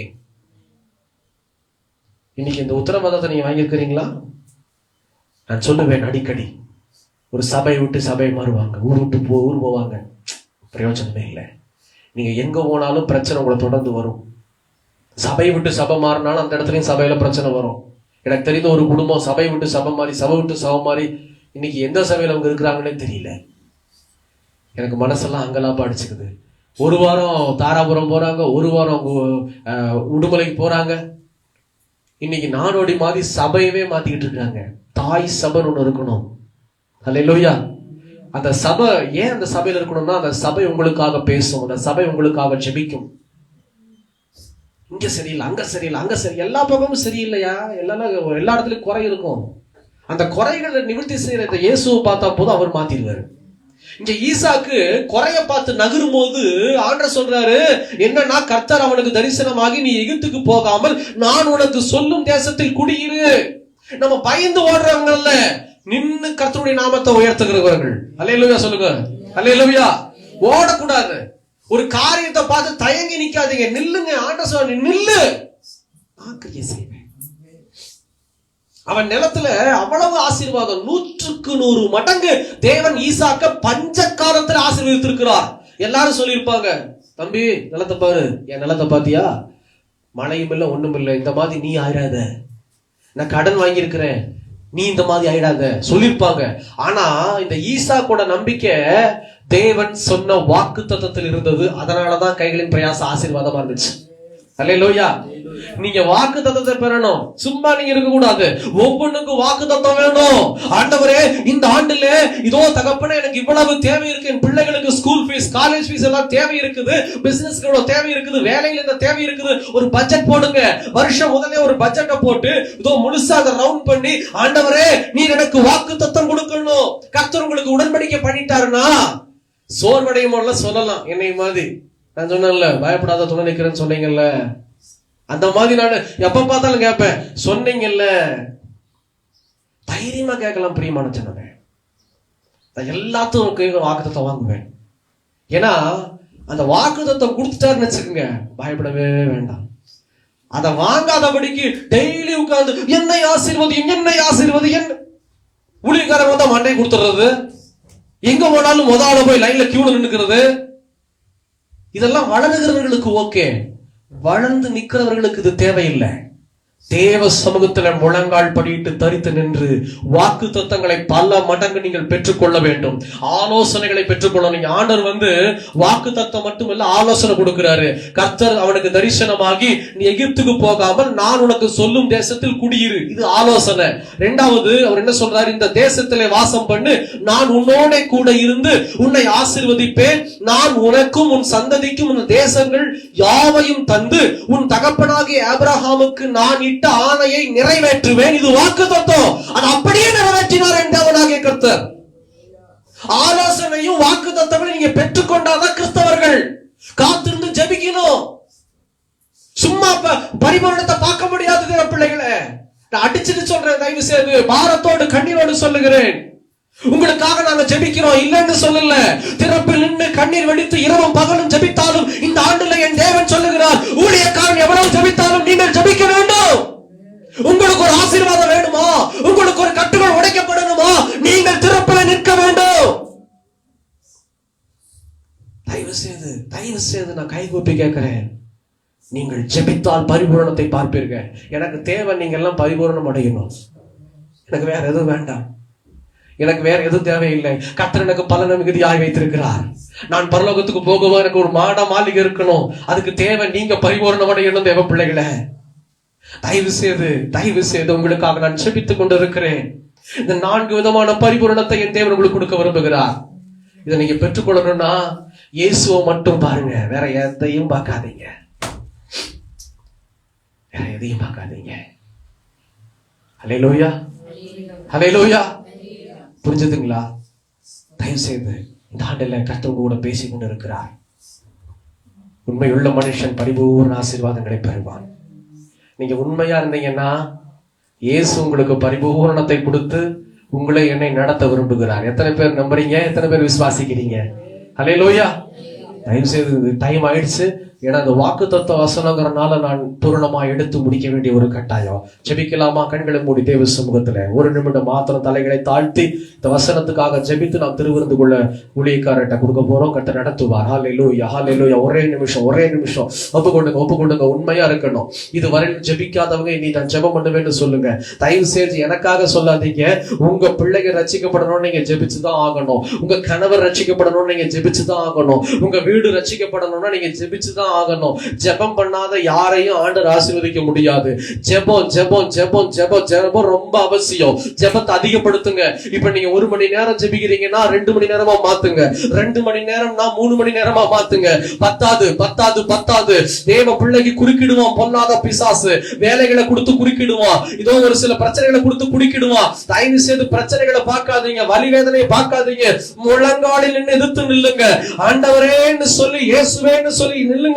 அவர் கிரியை செய்வார். அவர் உங்களுக்காக யுத்தம் பண்ணுவார். இந்த ஆண்டு ஜெபத்தின் ஆண்டு. எவ்வளவு ஆழமா நீங்க நிக்கிறீங்களோ அவ்வளவு பிசாசு உங்களை தட்ட முடியாது, உங்களை சார்ந்திருக்க தொட முடியாது. உத்தரவாதம் பண்ணுங்க. உங்க தெருவுக்காக உத்தரவாதம் பண்ணுங்க. உங்க கிராமத்துக்காக உத்தரவாதம் பண்ணுங்க. இதோ உங்க ஜனங்களுக்காக, உங்க குடும்பத்துக்காக உத்தரவாதம் பண்ணுங்க. நீ ஆயத்தப்படு. உன்னுடைய குடும்பம் எல்லா கூட்டத்தையும் ஆயத்தப்படுத்து. நீ அவர்களுக்கு காவலாயிரு. இதுக்குதான் அந்த பரிபூரணம், இதுக்குதான் அந்த ஆண்டு பரிபூரணம். தயவு செய்து விசுவாசத்தில் பரிபூர்ணமாய் வளர இயேசுவை பாருங்கள். பரிசுத்தத்தில் பரிபூர்ணமாய் வளர இயேசுவை பாருங்கள். கைகளின் பிரயாசத்தில் பரிபூர்ணமடைய இயேசுவை பாருங்கள். கிருபை நிறைந்த வார்த்தையை பெற்றுக்கொள்வதற்கு இயேசுவை பாருங்கள். இதோ உண்மையுள்ள மனுஷனாய் வாழ்வதற்கு இந்த இயேசுவை பாருங்கள். வேற யாரையும் பார்க்க வேண்டாம், ஒரு ஊழியக்காரரையும் பார்க்க வேண்டாம். உங்களை முழங்கால் படியிட்டு தாழ்த்தி ஒப்பு கொடுத்து இந்த இயேசுவை பார்ப்பீர்களானால் இன்றைக்கு ஒரு ரட்சிப்பு உண்டாகும். இந்த ஆண்டுல உங்களை கொண்டு பெரிய காரியங்களை செய்ய வைத்திருக்கிறார் ஆண்டவராகிய கர்த்தர். எங்களை நேசிக்கிற நல்ல ஆண்டவரே, இந்த வேலைக்காக நன்றி. இவ்வளவு நேரம் அடிமையை மறைத்து நீர் பேசினீரப்பா. பேசினது நீர் ஆண்டவரே. நீங்க பேசுனீங்க, நீங்க ஆசீர்வதிக்க போறீங்க. ஏன்னா உன்னோடது எதுவும் அல்ல, பிரயோஜனம் இல்லாத கழுத, வெறும் மண்ணு ஒன்னத்துக்கு லாயக்கு இல்லப்பா. ஏசப்பா தகப்பனே, இந்த வார்த்தைகள்லாம் இவங்களுக்குள்ள நிலைச்சு நிக்கட்டும் ஆண்டவரே. பொல்லாத பிசாசானவன் வஞ்சிக்காதபடிக்கு இந்த வார்த்தைகள் இவர்களுக்குள்ள மிகுதியான பலனை பார்க்கட்டும். செஞ்சேரியில முழுசா ரட்சிக்கப்படணும் ஆண்டவரே. அப்பா தகப்பனே, தேவன் கிருபை செய்யும், கிரியை செய்யும், தொடர்ந்து ஆளுகை செய்யும். உங்க கிருபை எங்களை தாங்கட்டும். துதிகன மகிமை எல்லாம் உமக்கு மாத்திரம் செலுத்தி எங்களை தாழ்த்துறோம். தொடர்ந்து ஊழியக்காரர் மூலம் ஆசீர்வதியும். இயேசுவின் நாமத்தில் பிதாவே, ஆமென், ஆமென், ஆமென்.